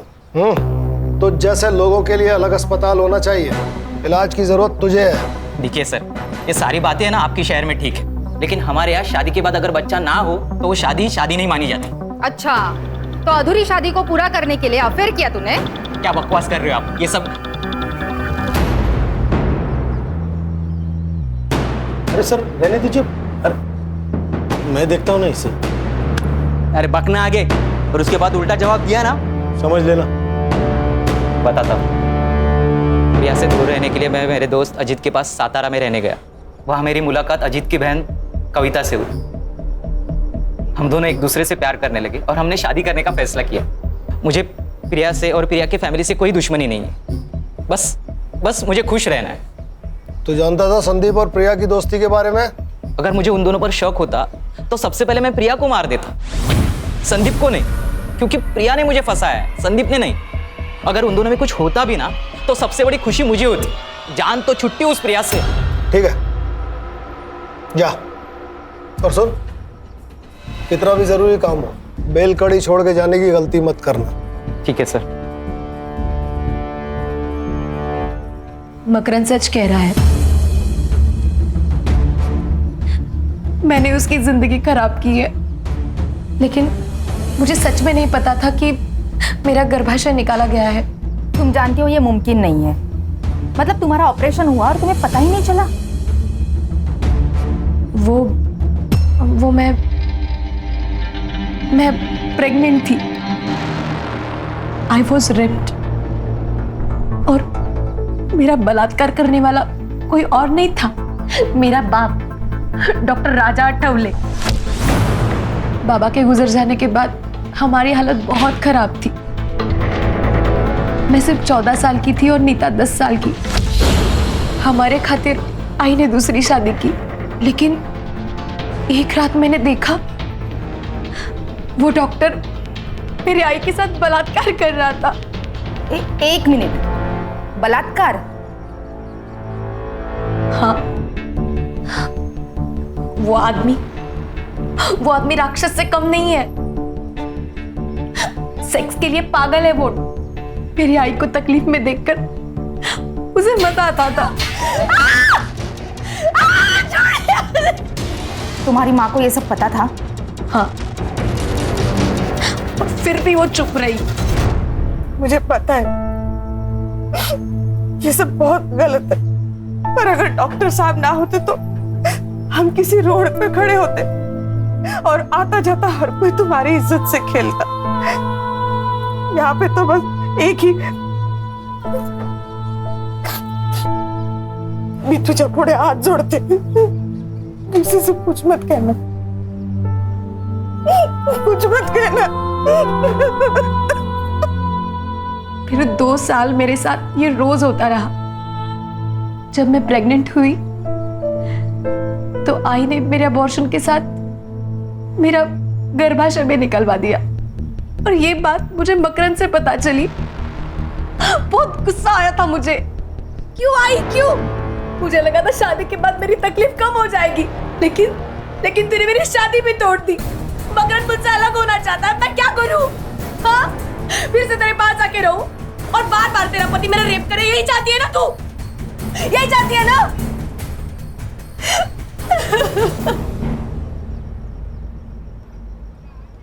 कोई साथ में नहीं था मैडम. किसको बताती? तभी मेरी मुलाकात संदीप से हुई।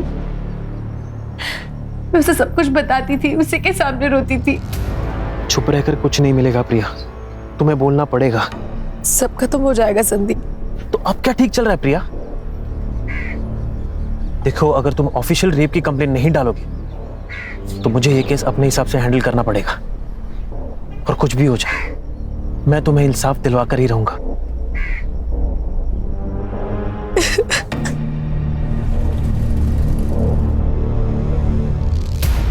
वो मुझे इंसाफ दिलाना चाहता था। इसके पहले ही संदीप कुछ करता, किसी ने डॉक्टर के खिलाफ रेप की कंप्लेंट शिकायत पेटी में डाल दी, केस फाइल हुआ, लेकिन हुआ कुछ नहीं। इसलिए मैंने उसको सब सच सच बता दिया। डॉक्टर राजा आठवले असल में डॉक्टर है ही नहीं। आई ने मुझे बताया था कि वो सतारा में लैब टेक्नीशियन था। 12 साल पहले वो जलगांव आया और फिर उसने डॉक्टर की प्रैक्टिस की है। संदीप इसी की इन्वेस्टिगेशन कर रहा था।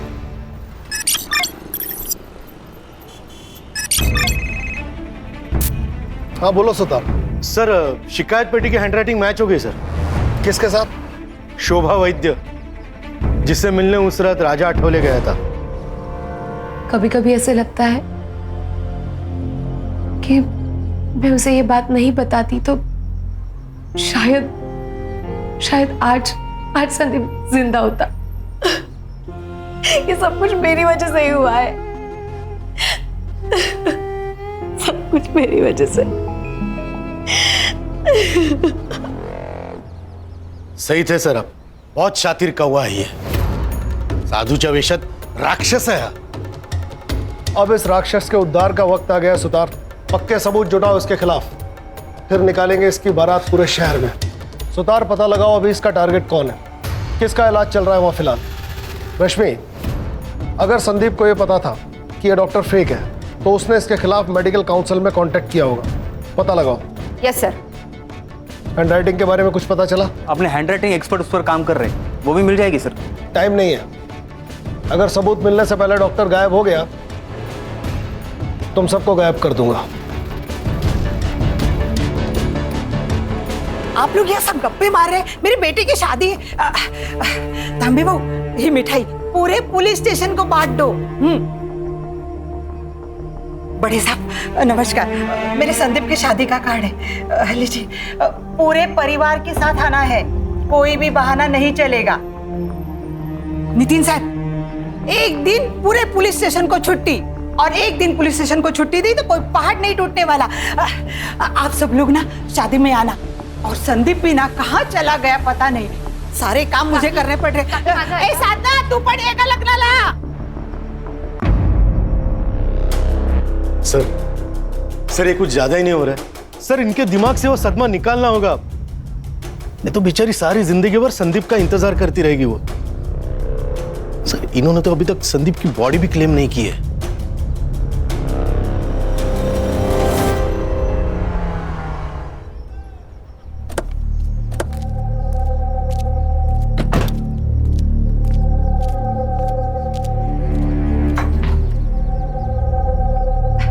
अरे आप सब लोग आ गए, बहुत सारे काम पड़े हैं।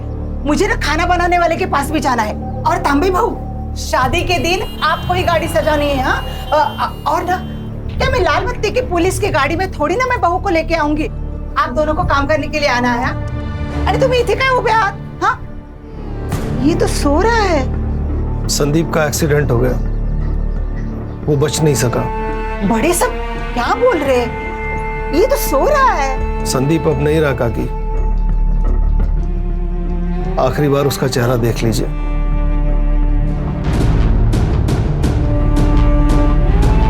किसी के खोने का दर्द क्या होता है ये मैं अच्छी तरह जानता हूं।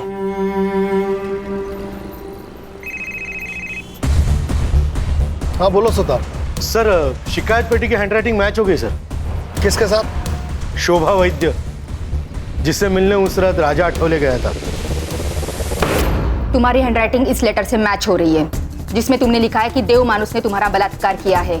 और उसी देव मानुस ने कहा कि संदीप के मर्डर की रात वो आपके साथ था, आपसे मिलने आपके घर गया था, जबकि आपके फोन की लोकेशन उस रात डॉक्टर के क्लिनिक की थी। और अगर आप क्लिनिक पर थी तो डॉक्टर साहब वहां पर क्या कर रहे थे? सर कुठला आता हाँ? भांडा फूट चुका है, अब सच बोलिए, नहीं तो ना खून का चार्ज लगाकर ये केस इधर ही बंद कर देंगे अब, और आपको बेटे को आपको मिलने के लिए जेल आना पड़ेगा। मैंने कुछ नहीं किया सर, सिर्फ झूठ बोला है मैंने कि उस रात डॉक्टर साहब मेरे साथ थे। उन्होंने मुझे धमकी दी थी, इसलिए मैंने झूठ बोला। तो अब सच बोल दो। एक दिन मेरी तबीयत खराब हो गई थी, मैं डॉक्टर साहब के पास गई। बस सब ठीक, अब तुम्हें आराम ही आराम मिलेगा।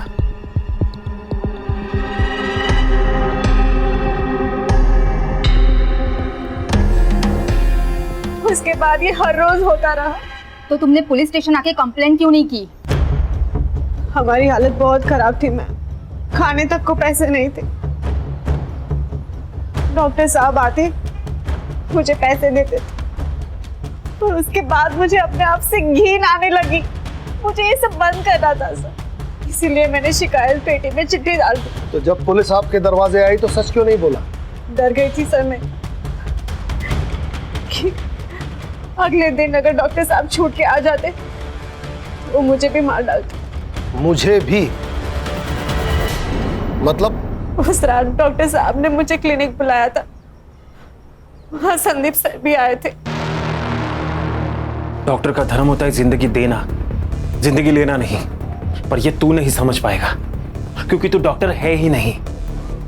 इंक्वायरी की है मैंने तेरी, ये जो डिग्रियां लटकाई हुई है ना, सब फेक है। कौन यकीन करेगा रे तेरा? देव माणूस है मैं, देव माणूस। दफा यहां से, तेरा पैसा पहुंच जाएगा स्टेशन में। उसका यूट्रस निकाल दिया ताकि वो फिर से प्रेग्नेंट ना हो पाए। तू देव मानुस नहीं है, तू राक्षस है, राक्षस।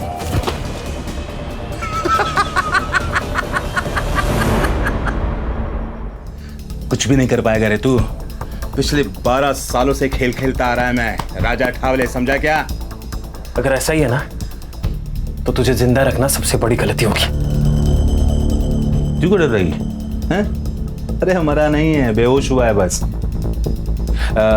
तू फोन दे, दे लवकर, दे दे दे, अरे दे। हाँ सुन, राजा बोल रहा हूँ। किसको कॉल किया था उसने? किसको कॉल किया था? पता नहीं, पर बाद में बोला कि घर जाओ, और जब सुबह न्यूज़ देखा तो पता चला उन्होंने संदीप सर को मार दिया था।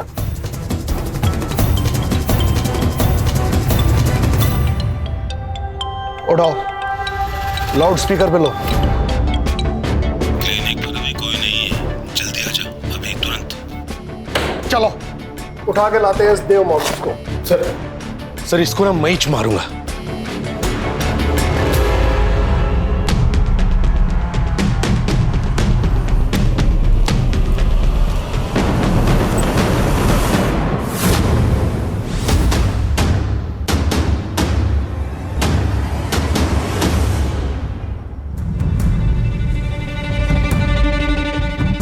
Sir, he is no more. Sir लगता है गला घोट के मारा है। अब इसे किसने मार दिया?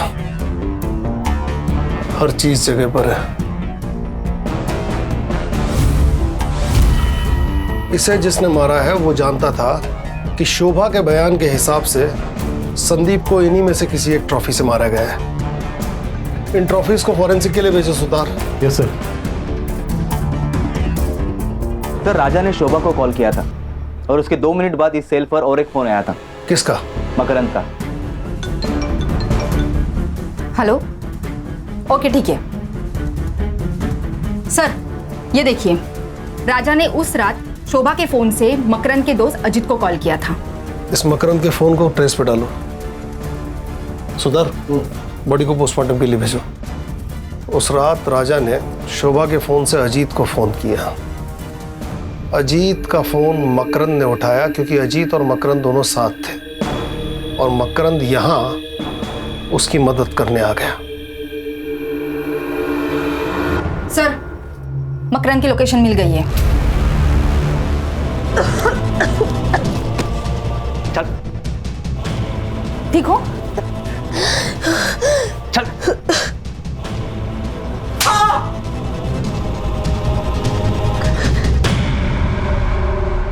वो कर दाढ़ी बोल तो गया था पटापट।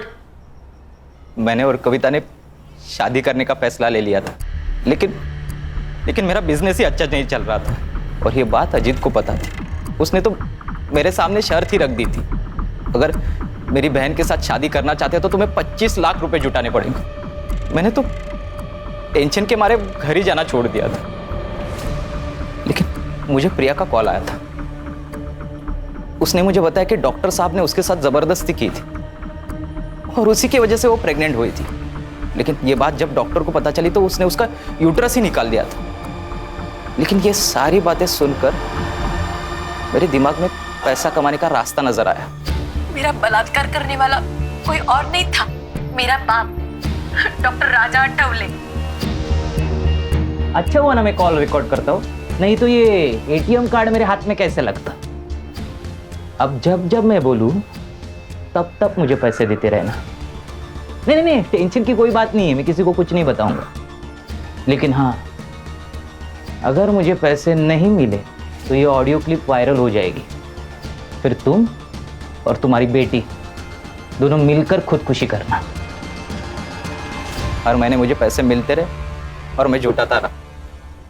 लेकिन प्रिया मुझे बार बार कॉल करके तंग करती रहती है, इसलिए सातारा जाने के बाद मैं फोन ही बंद कर देता था। उस रात डॉक्टर साहब का कॉल अजीत को गया था। हाँ सुन, राजा बोल रहा हूँ, एक काम है तुझसे। 1 घंटे में 10 लाख कमाएगा? हाँ, कैसे? एक बॉडी को ठिकाने लगाना है, एक्सीडेंट लगना चाहिए। हाँ ठीक है। मैंने तुरंत हाँ कर दी क्योंकि मुझे पैसे जुटाने थे। अजीत का तो ट्रांसपोर्ट का बिजनेस था ही, इसलिए मैंने बिना बताए उसकी गाड़ी लेके बेलकड़ी पहुंचा तो मुझे पता चला कि वो एक पुलिस वाला था। जलगांव के बेलकड़ी गांव पुलिस चौकी के पीएसआई संदीप गवई की बेरहमी से मौत हो चुकी है। डॉक्टर साहब ने मेरे साथ बहुत बड़ा गेम खेला था, उसकी आइडेंटिटी मुझसे छुपा कर रखी थी। डॉक्टर राजा तुझे बाद में भी पैसे देता था ना, सोने का अंडा देने वाली मुर्गी को मार क्यों दिया? मुझे टिप मिली थी। डॉक्टर साहब ने अपनी जमीन बेचकर 3.5 करोड़ रुपए जमा किए थे, लेकिन जो खरीदार था उसकी एग्रीमेंट होने से पहले ही मौत हो चुकी थी, तो बेसिकली ये पैसा ब्लैक हो चुका था। मैंने सोचा क्यों ना पैसा ये मेरा हो जाए, इसलिए मैंने वो पैसा डॉक्टर साहब से कैसे निकालूं ये प्लान बनाया। मकरंद, मैं तुम्हें 10 लाख रुपए दूंगा, 1 लाख रुपए एक्स्ट्रा भी दूंगा। अरे नहीं चाहिए तुम्हारे 10 लाख, मुझे तुम्हारे 3.5 करोड़ रुपए चाहिए। 3.5 करोड़? हाँ, जो तुमने मुझे धोखा दिया है ना। प्रिया को क्यों मारना चाहता था?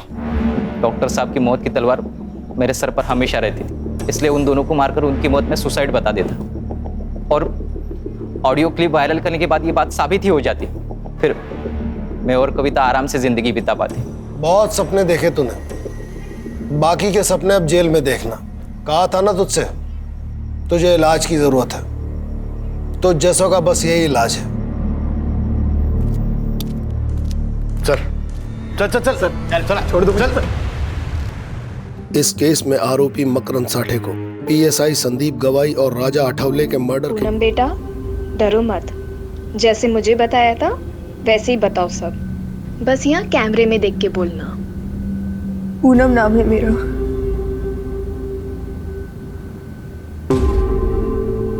भाभुआ गांव की रहने वाली हूँ। उम्र 15 साल है। आज से करीब 2 साल पहले मुझे दिहाड़ी मजदूर बोलकर भोपाल लाया गया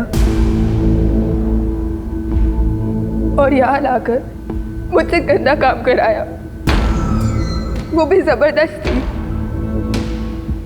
मुझे जब यहाँ लाया गया तो हर हफ्ते मुझे किसी बड़े नेता के घर भेजा जाता था।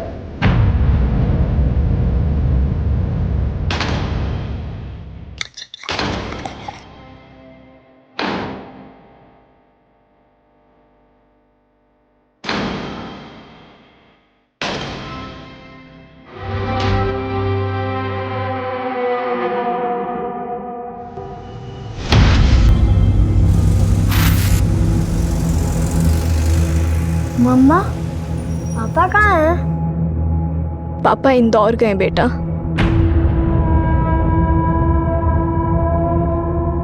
आप आप रोते हो तो मुझे बिल्कुल अच्छा नहीं लगता। आप और पापा मेरी वजह से लड़ते हो ना? नहीं बेटा, ऐसा कुछ नहीं है। अच्छा बेटा सुनो, वो मम्मा आपको कुछ बताना चाहती है। हाँ मम्मा। नहीं कुछ नहीं, आप अभी सो जाओ, मम्मा सब ठीक कर देगी।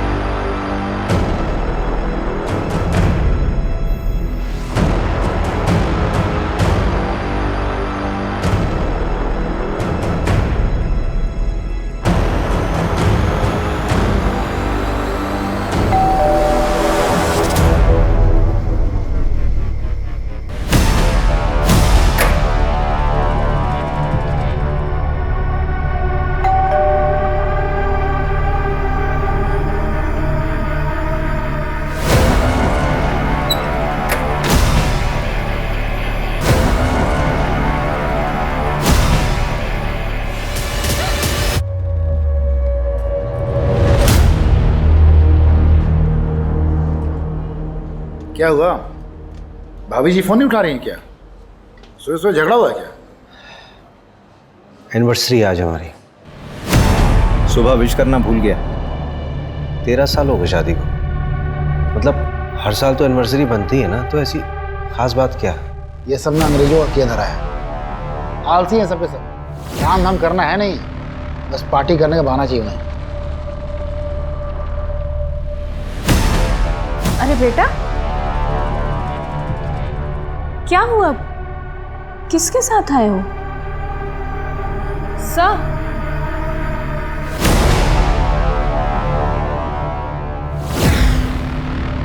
बेटा क्या नाम है आपका? मोनू सिहान। मोनू सिहान। बेटा आप यहाँ पुलिस स्टेशन में क्यों आए हो? किसी ने आपको परेशान किया? मम्मी पापा कहाँ हैं आपके? अंकल, मैंने टीवी पे आपको देखा था। आप बच्चों को बचाते हैं ना? बेटा कोई परेशानी, किसी ने कुछ कहा? बताओ। मेरी मम्मी पता नहीं कहाँ है, पापा को भी नहीं मिल रही।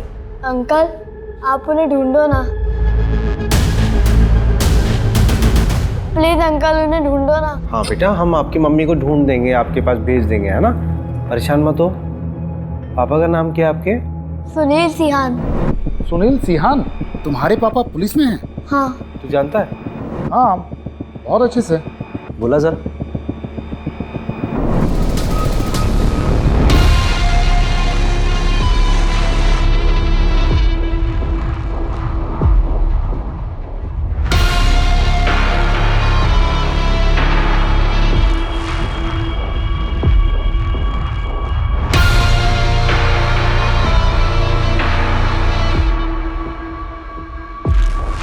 Mr. Sunil Sihan is going to be a father. क्या?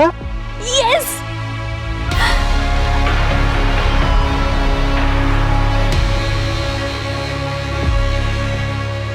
मोनू, बेटा मोनू, आपने तो हमें डरा ही दिया था। थैंक यू सो मच यार रवि। कोई बात नहीं, ये सुनील है, हम लोग ट्रेनिंग में साथ में थे। Sub inspector Sunil sir, Mohan Nagar थाने से। तो तुम्हारी वाइफ लापता है? उसकी पॉसिबल लोकेशंस पे चेक किया, उसके सारे कांटेक्ट नंबर्स पे भी कॉल किया सर, पर कुछ पता नहीं चला। रुचि का फोन? मोबाइल स्विच ऑफ है सर उसका। बैग पैक करके घर से गई है सर, बिना बताए। सर, रुचि के मिसिंग होने से एक दिन पहले हमारा एक छोटा सा झगड़ा हुआ था। रुचि नाराज थी मुझसे और उसी दिन मुझे इंदौर जाना पड़ा था किसी काम से।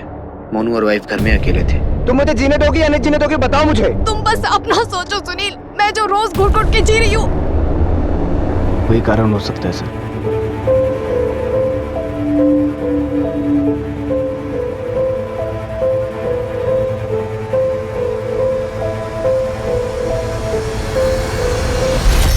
पापा, मम्मी मेरे को अकेले छोड़कर नहीं जा सकती।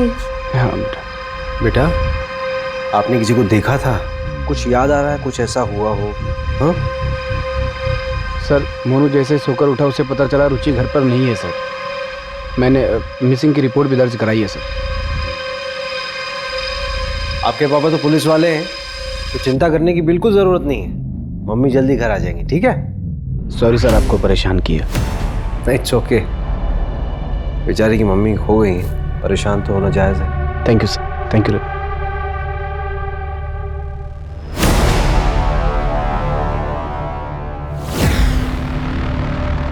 रवि, हाँ, ये रुचि की मिसिंग रिपोर्ट मंगाना। अरे हमारे पास ऑलरेडी 13 केसेस हैं। अरे वैसे भी ये केस जो है हमारी एरिया का नहीं है, ऊपर से डीएसपी सर से अलग से परमिशन लेनी होगी। ठीक है मैम, मंगवा लेता हूँ।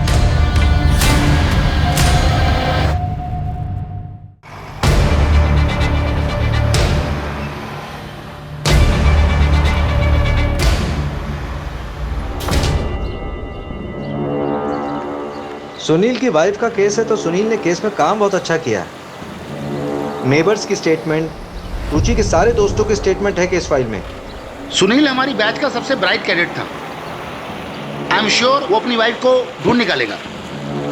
लेकिन एक बात मुझे बड़ी अजीब सी लग रही है रवि, वो बच्चा अकेला अपनी माँ को ढूंढता हुआ मेरे पास आता है, जबकि उसका बाप खुद एक पुलिस वाला है। मतलब एक बच्चा अपने बाप से ज्यादा भरोसा किस पे करेगा? तुझे कुछ अजीब सा नहीं लग रहा?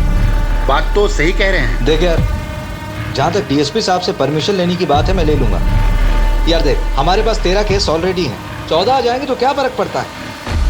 वैसे भी 13 नंबर मेरे लिए बहुत अनलकी है।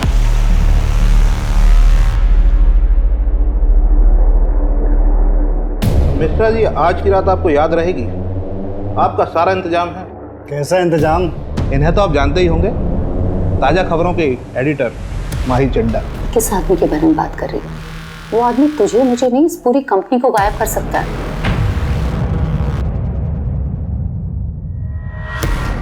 पहले तो ये कभी हमारे हाथ ही नहीं आती थी, और आज इन्होंने ही आपका इंतजाम किया है मनोरंजन का। जाइए।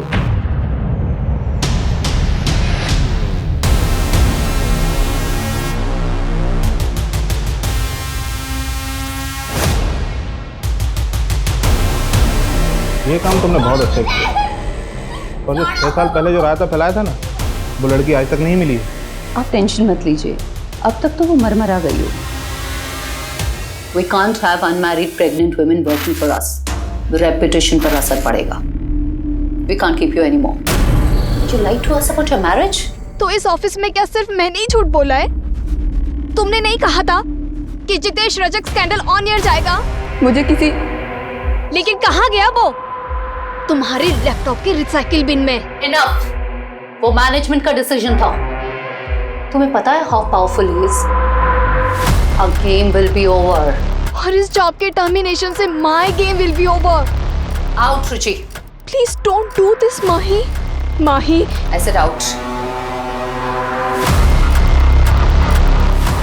नहीं नहीं, मुझे कोई लूजर नहीं चाहिए। पर ये अभी तक कंफर्म नहीं हुआ है। जल्दी करके उस मैटर को रफा दफा कीजिए, वरना आपका ट्रांसफर पक्का है। अभिषेक, हाँ रवि, लो। जैसी की अर्जेंसी आ गई भाई इतनी रात को। सर, कुछ ज़रूरी बात करनी थी। ड्रिंक लोगे? नहीं सर, ड्राइव करना है। बोलो, क्या बात है? सर, एक्चुअली मोहन नगर थाने का एक केस है, मिसिंग रिपोर्ट है।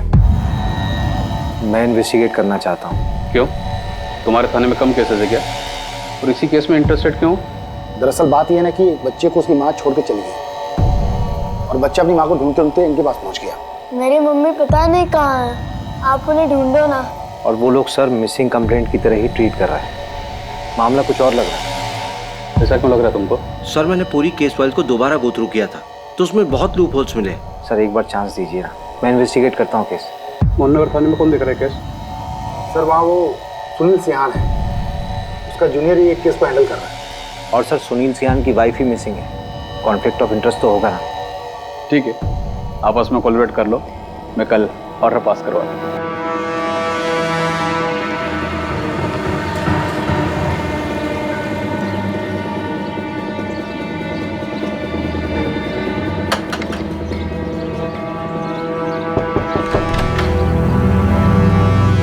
आपकी बेटी रुचि के बारे में कुछ बात करनी थी। मेरी कोई बेटी नहीं है। अरे सुनिए, मेरी बात सुनिए।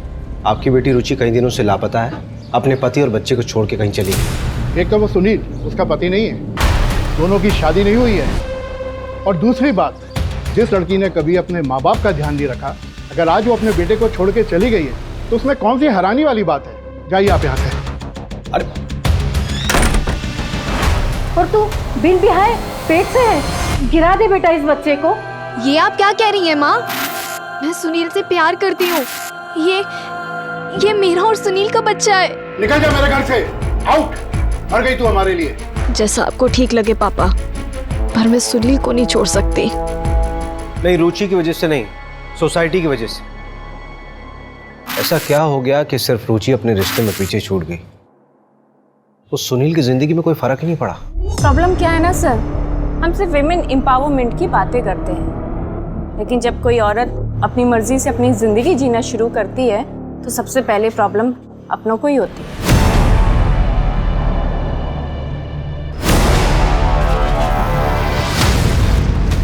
अच्छा, क्या ये पॉसिबल है कि रुचि ने सुसाइड कर लिया? कोई रीजन तो होना चाहिए ना। अकेली थी, फैमिली, कैरियर सब खत्म हो गया था उसका। और उस सुनील ने भी शादी नहीं की थी उससे। चल मान लेते हैं कि वो अपनी जिंदगी से बहुत नाखुश थी, लेकिन सुसाइड करने के लिए उसे बैग और कपड़ों की क्या जरूरत आ पड़ी?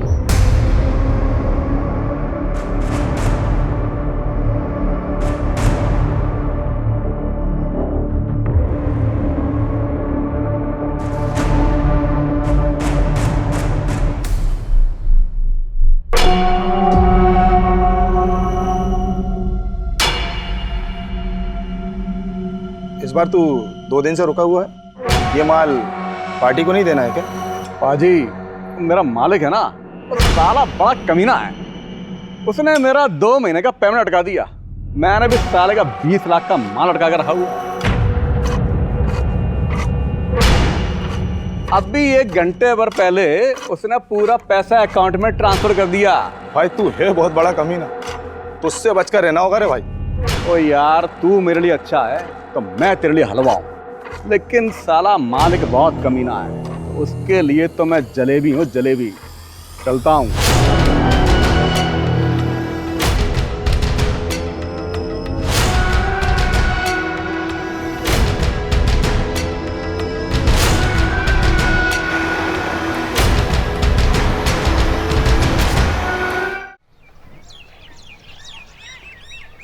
ये रुचि का लैपटॉप, डेटा रिकवर कराया है, कुछ शॉकिंग चीजें मिली हैं। ये देखिए।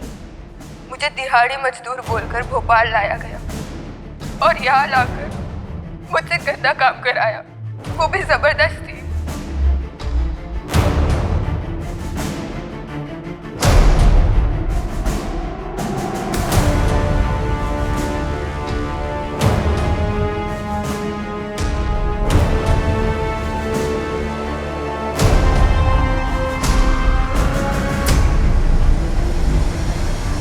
ये जितेश रजक है ना?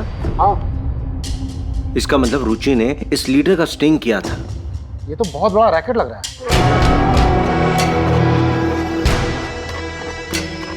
काम तो हो गया है, लेकिन मुझे यहाँ से जल्द निकलना पड़ेगा। तुम्हें पता है मैं ज़्यादा दिन भोपाल में नहीं रुक सकता। मेरे वीज़ा का क्या हुआ?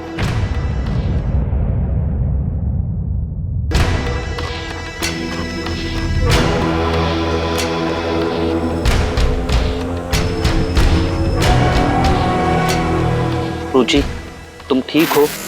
कहाँ हूँ मैं आज? सब कुछ तो छूट गया मेरा सुनील के वजह से। कोई आइडेंटिटी ही नहीं बची अब मेरी। ब्रिजेश, इन्वेस्टिगेटिव जर्नलिज्म फिर से स्टार्ट करना चाहती हूँ। अगर कोई जॉब ना दे तो फ्रीलांस ही सही। जहाँ पे छोड़ा था ना ब्रिजेश, वहीं से शुरुआत करना चाहती हूँ फिर से। तुम श्योर हो रुचि? इसके अलावा कोई ऑप्शन ही नहीं है मेरे पास। ऑप्शन है रुचि।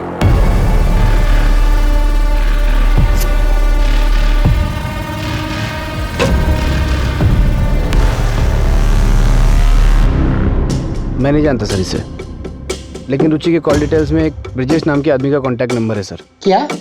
रुचि की कॉल डिटेल्स है तुम्हारे पास? हाँ है।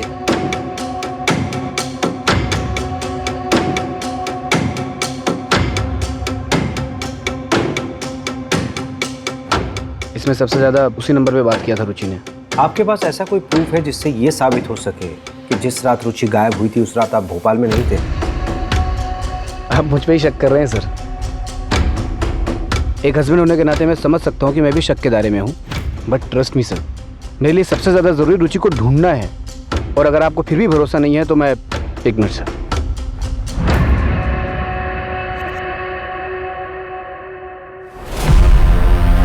सर, इस फाइल के अंदर पूरी मेरी कॉल डिटेल्स और लोकेशन डिटेल्स है।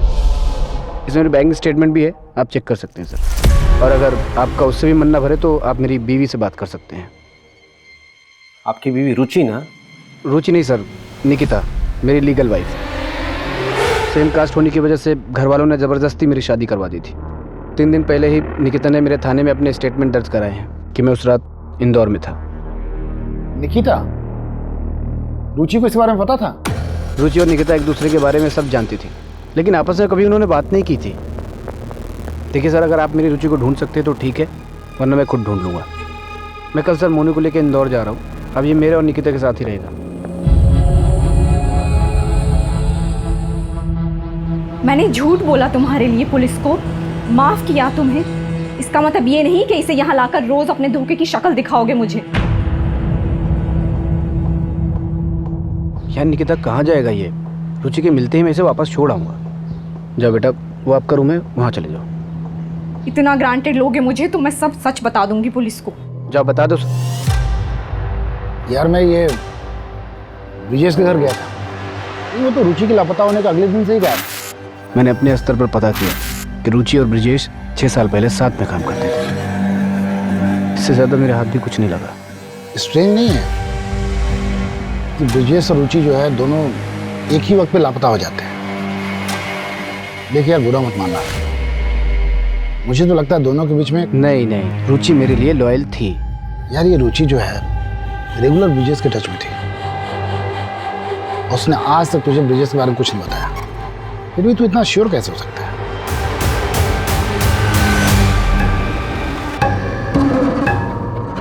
इतना टाइम हो गया है हमको यहाँ, फिर भी क्यों तुम इतने नखरे करती हो?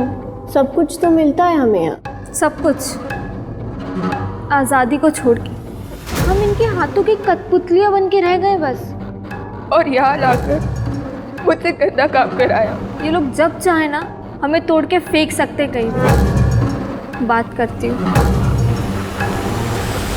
सर, क्या ये पॉसिबल नहीं है कि सुनील सर ने अपना काम किसी और के हाथों से करवाया हो? अंजू, सही कह रही हो तुम। नहीं, मेरा सवाल ये है ना कि सुनील ऐसा करेगा क्यों? अरे सर, लोगों से एक बीवी नहीं संभालती, ये जनाब 2-2 बीवियों को संभाल रहे थे। बस क्या दोनों सर खा रही होंगी और क्या?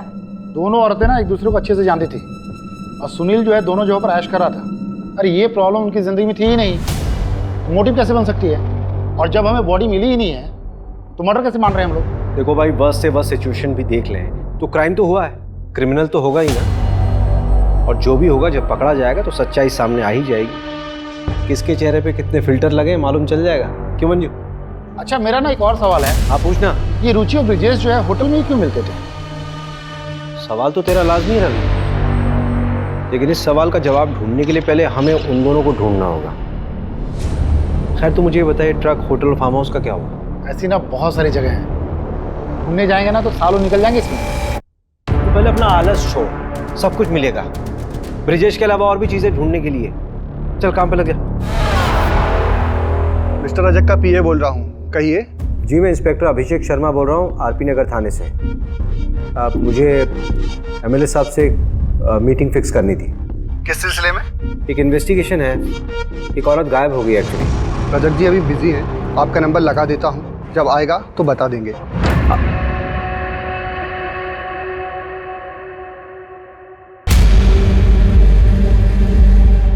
ठीक है, उस पर नजर रखो। आप चाय लीजिए, तब तक आपका पार्सल आता ही होगा।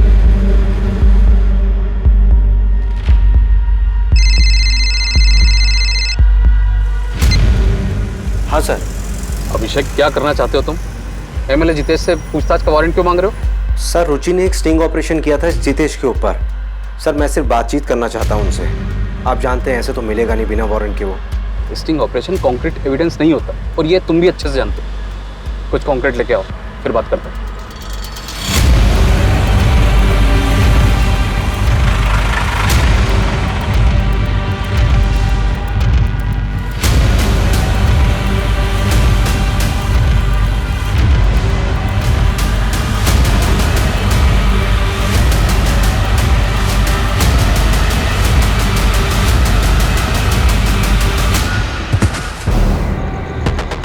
आदर्श नगर में एक लड़की की लाश मिली है।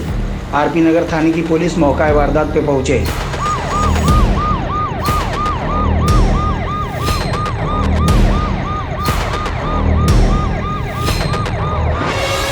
मिला क्या? अच्छे से देखो। रवि, हाँ, यहाँ पे।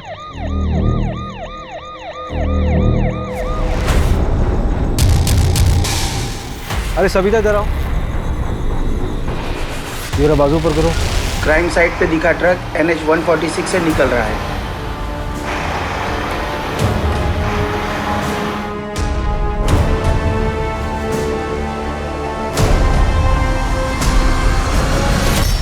अरे मैडम, माना कि स्मार्ट हूँ मैं, इतना घूरने की जरूरत क्या है? भाई सुबह से यहाँ लाके बैठा रखा है आपने मुझे। एक ज्योतिष ने मेरा हाथ देखकर बोला था कि जो औरत जिंदगी में आएगी उसके हाथ से मार खाऊंगा मैं। लेकिन ये नहीं बताया होगा ना कि कितनी बार खाएगा और कितना खाएगा। तेरे ना हाथ देखने की जरूरत नहीं है, तेरी शक्ल देख के समझ में आ जाता है तो कितना मार खाने लायक है। चल बता, ये ट्रक तेरा है? ये कलर देखकर बोल रहे होंगे, ऐसे 100 ट्रक दिखा दूंगा आपको। एक लड़की का मर्डर हुआ है और एक औरत लापता है। सीधा सीधा बता दे ट्रक किसका है और ये फार्म हाउस कहाँ पे है? अरे बोला ना कि ये ट्रक मेरा नहीं है, और अगर ये ट्रक मेरा है भी तो मेरा ट्रक कई लोग लेकर जाते, कोई ले गया होगा।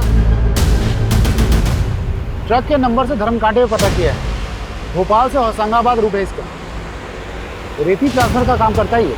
भैरवपुर के NH 46 पर एक ढाबा है, उसका रेगुलर कस्टमर ही है हर बार। उस रूट के जितने फार्म हाउस है पता कर लिया मैंने।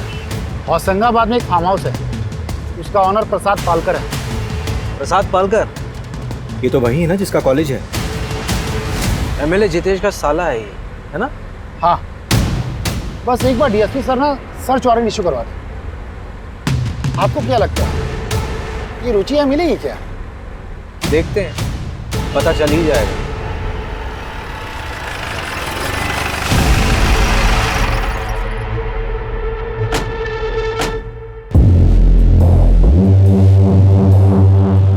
रुचि सिहान को जानती हो?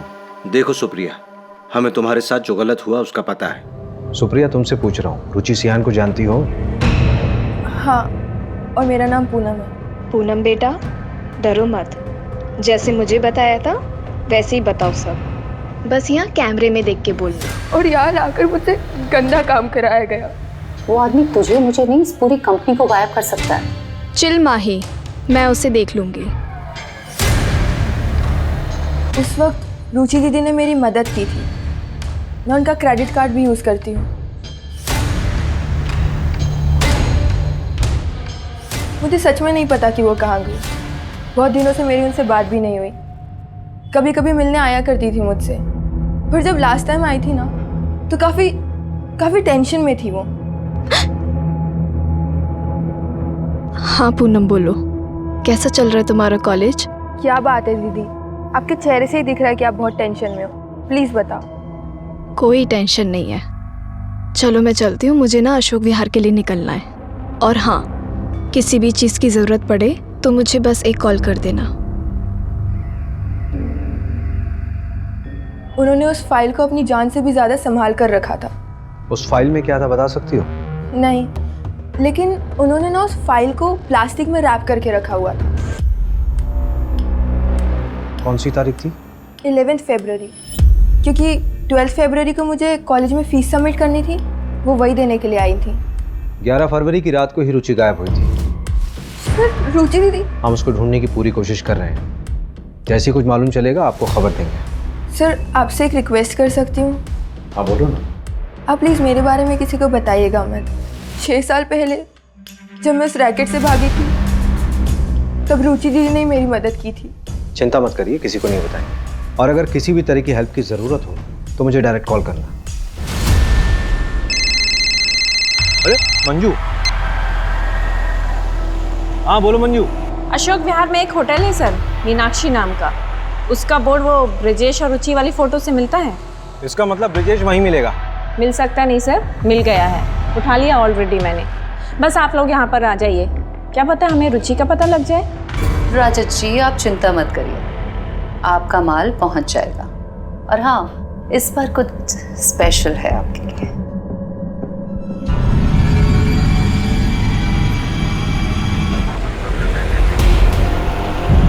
तुझे पता है वो लड़की के साथी के बारे में बात कर रही है। वो आदमी तुझे मुझे नहीं, इस पूरी कंपनी को गायब कर सकता है। चिल माही, मैं उसे देख लूंगी। Are you sure? 100% श्योर। तू बस टेंशन मत ले। लेकिन हाँ, ये न्यूज़ अगर ब्रेकिंग न्यूज़ बन गई तो मेरा प्रमोशन पक्का ना? अब टीआरपी लाएगी तो प्रमोशन तो देना ही पड़ेगा तुझे। वैसे माही, एक और ब्रेकिंग न्यूज़ है मेरे पास। अब कौन सी ब्रेकिंग न्यूज़ है? What? Are you pregnant? Yes. Mahi, I am so happy. सुना, ये रिपोर्ट सबमिट करके मैं आज जल्दी घर जाऊंगी। पता है, मैंने अभी तक सुनील को भी नहीं बताया है। आज कुछ स्पेशल प्लान किया मैंने उसके लिए। अरे खड़ी क्या है, कांग्रेट्स तो बोल। ओह कांग्रेट्स। थैंक यू माही। चल, आई सी यू।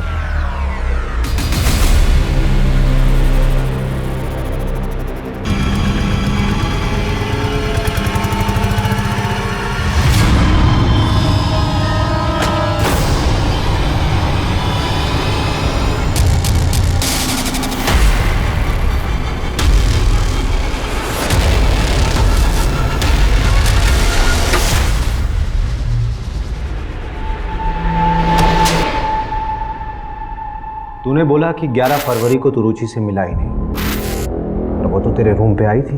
हाँ, मैं सीहोर में था। मुझे आते हुए थोड़ी देरी हो गई थी, और जब तक मैं यहाँ आया तब तक उसका फ़ोन बंद था। वो फाइल कहाँ है जो रुचि लेके आई थी अपने साथ? मुझे कोई फाइल नहीं मिली। फुटेज में साफ दिख रहा है कि रुचि जब तुम्हारे कमरे में आई थी उसके हाथ में फाइल थी, और जब वापस गई तो वो खाली हाथ थी।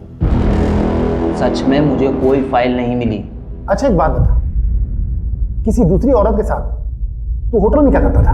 काम के सिलसिले से स्टिंग ऑपरेशन कर रहे थे, वो हमारा फिक्स बेस था। ये बातें फोन पे ही हो सकती थी। इसका क्या मतलब? देखिए, आपको जो समझना है समझिए, मैंने कुछ नहीं किया। फिर छुप के क्यों बैठा था? नितेश रजक के खिलाफ स्टिंग कर रही थी।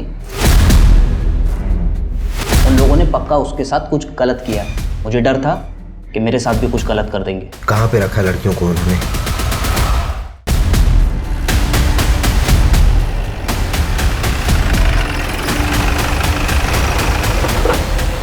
पकड़ो से। अरे पकड़िए उसको। रवि लेके आओ। मंजू, यहाँ पे जितनी भी लड़कियां बरामद हुई सबकी जिम्मेदारी तुम्हारे पास है। एक खरोंच नहीं आनी चाहिए किसी पे। Yes sir. रवि, हाँ, इस पूरी प्रॉपर्टी का कोना कोना छान मारो। ठीक है, सब खोद डालो। मुझे लगता है रुचि को यहीं लेके आया गया होगा।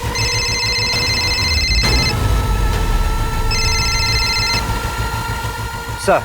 अभिषेक, what the hell are you doing? पता है वो फार्म हाउस किसका है? मैंने कहा था कुछ कंक्रीट लाओ तभी वारंट इशू होगा। अब ऑपरेशन रोको, तुरंत निकलो वहाँ से। सर, यहाँ पे लड़कियों का रेस्क्यू हुआ है सर। उन्हें विमेन कमीशन के हवाले करो और इस सर्च ऑपरेशन अभी रोको। It's an order.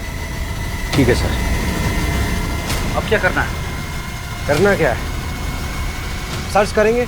सर, यहाँ आइए, जमीन देखिए, कुछ अलग है।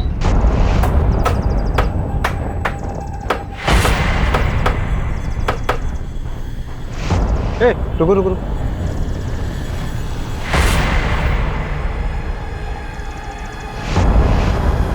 ये तो रुचि की बॉडी हो सकती है। डीएनए के लिए भिजवा बॉडी। अच्छा, अगर ये रुचि की बॉडी है, इसका मतलब ये है कि हमारे पास केस आने से पहले रुचि मर चुकी है।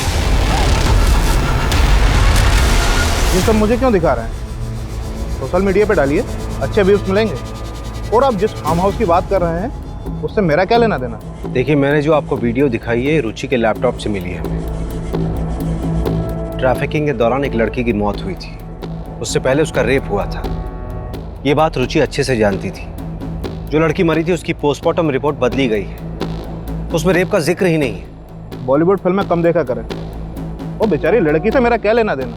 और आपके सारे क्राइम में मैं ही क्रिमिनल हूँ क्या? जब कोर्ट में मनगढ़ंत कहानियां सुनाओगे ना तो मजिस्ट्रेट तुम्हें इंस्पेक्टर से हवलदार बना देगा। 1-2 महीने आराम कर लीजिए, दिमागी हालात के लिए ठीक होगा।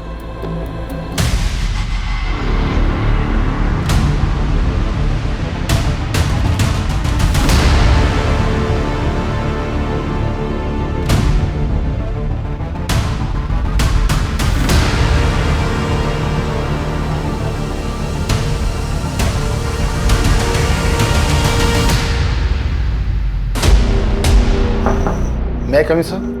हाँ रवि। जय हिंद सर। जय हिंद। सर ये डीएनए रिपोर्ट है, बॉडी रुचि की थी सर। हमारे पास प्रूफ है सर। वो अभिषेक सर का सस्पेंशन रिवोक कर दीजिए प्लीज सर। ये एविडेंस फाइल है सर। आपको भी पता है कि अभिषेक सर गलत नहीं थे। डायरेक्ट ऑर्डर जम किया था उसने। Sorry sir. हाँ, लेकिन मीडिया अगर प्रेशर डालेगी तो मैं भी क्या कर पाऊंगा? ऑर्डर कैंसिल करना होगा। Thank you sir.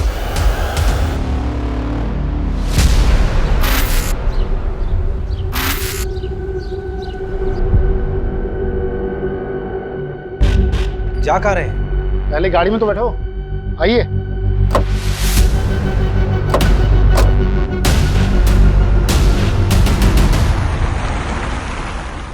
जा कहाँ रहे हैं बताएगा कोई?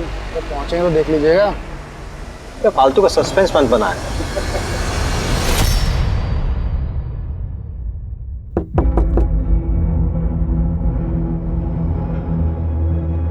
ये चाइल्ड केयर कमेटी का लेटर है, मोनू को हमारे साथ भेज दीजिए।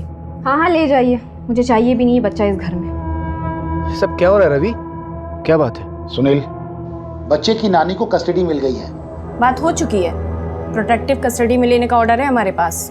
पर ऐसे कैसे? तमाशा मत करो यहाँ पे। बच्चा हमारे साथ जाएगा अपने नाना जी के घर। ऑर्डर का मतलब तो समझते हो ना?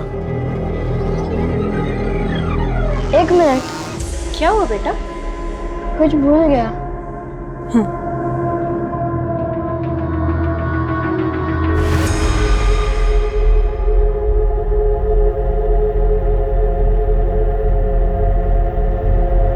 बेटा ये कहाँ थी? फ्लश में रखी थी, आंटी ने देख लिया था तो फेंक दिया था। उन्होंने ना उस फाइल को प्लास्टिक में रैप करके रखा हुआ था।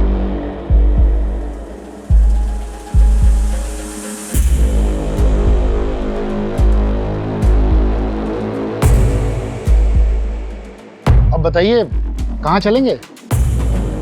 अरे किसी अच्छे से होटल में चलते हैं, बढ़िया सा खाना खाते हैं। मीनाक्षी होटल चलते हैं। चलो बैठो बैठो। लेकिन मीनाक्षी होटल क्यों? अरे चल तो फिर बताता हूँ।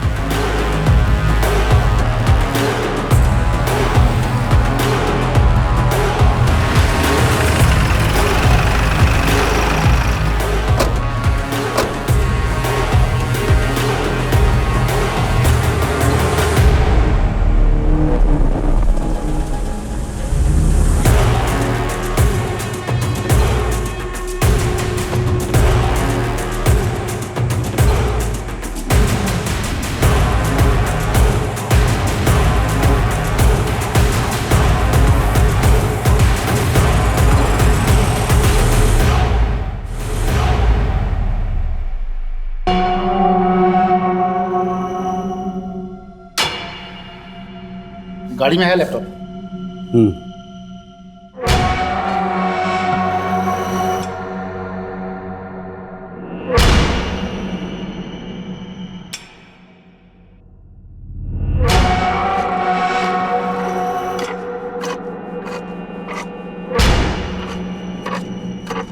रुचि ने जो स्टिंग ऑपरेशन किया था उसमें से ये ग्रैब किया गया है।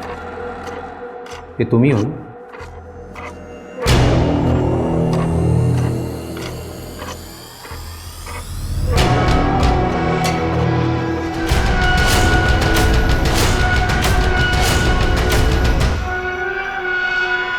इन फोटोज़ के कारण आपने मुझे पकड़ा है।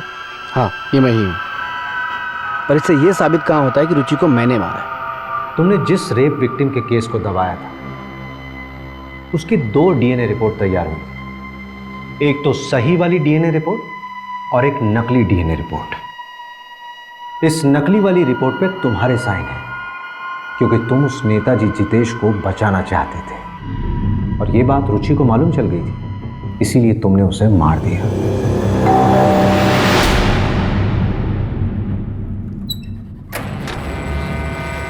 तुम ऐसा कैसे कर सकते हो?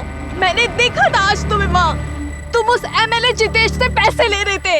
अरे तुम फालतू की बकवास कर रही हो, तुम्हें पता भी है तुम क्या कह रही हो? मेरा वो काम है। मैं तुम सबको एक्सपोज करूंगी। तुम मुझे एक्सपोज करोगी? सुनील को एक्सपोज करोगी? मोनू की चिंता है तुम्हें? तुम्हें ठीक है चिंता, तुमने सोचा क्या मोनू के बारे में? हाँ सुनील, सुनील प्लीज, स्वाति उनके कब्जे में है। वो लोग बहुत खतरनाक लोग हैं, और भी लड़कियां हैं वहाँ, उन्हें बचाने में मेरी मदद करो सुनील। सुनील, तुम एक बहुत अच्छे इंसान हो। मैं पिछले 8 साल से तुम्हें जानती हूँ, इतना गलत तो नहीं हो सकती ना मैं। प्लीज सुनील, सोचो ना। तुम सही कह रही हो, मैं ही गलत था। तुम्हारे पास वो जो भी सबूत हैं सब मुझे लाके दे दो।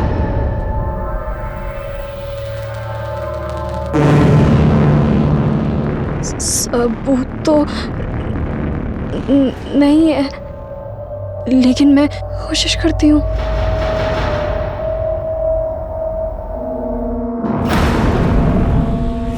रजत जी, आपको आज तक तकलीफ आने दिया क्या? आप टेंशन मत लीजिए, मैं सब हैंडल कर लूँगा। रुचि और मैं एक दूसरे से बहुत प्यार करते थे। रुचि ने स्टिंग ऑपरेशन में एमरे रजक से पैसा लेते वक्त मेरा वीडियो बना लिया था। इस बात का नाजायज़ फ़ायदा उठाकर वो मुझे ब्लैकमेल करने लगी। उसे मारने के सिवा मेरे पास और कोई रास्ता नहीं था, बस इसलिए मार दिया। सुनील, एकेडमी में तू हम सबका रोल मॉडल था। तूने लालच में अपने साथ साथ कई जिंदगियां बर्बाद कर दी। रुचि को मार के खुद तो कातिल बन ही गया, पर उसी के साथ तूने मोनू को भी अनाथ कर दिया।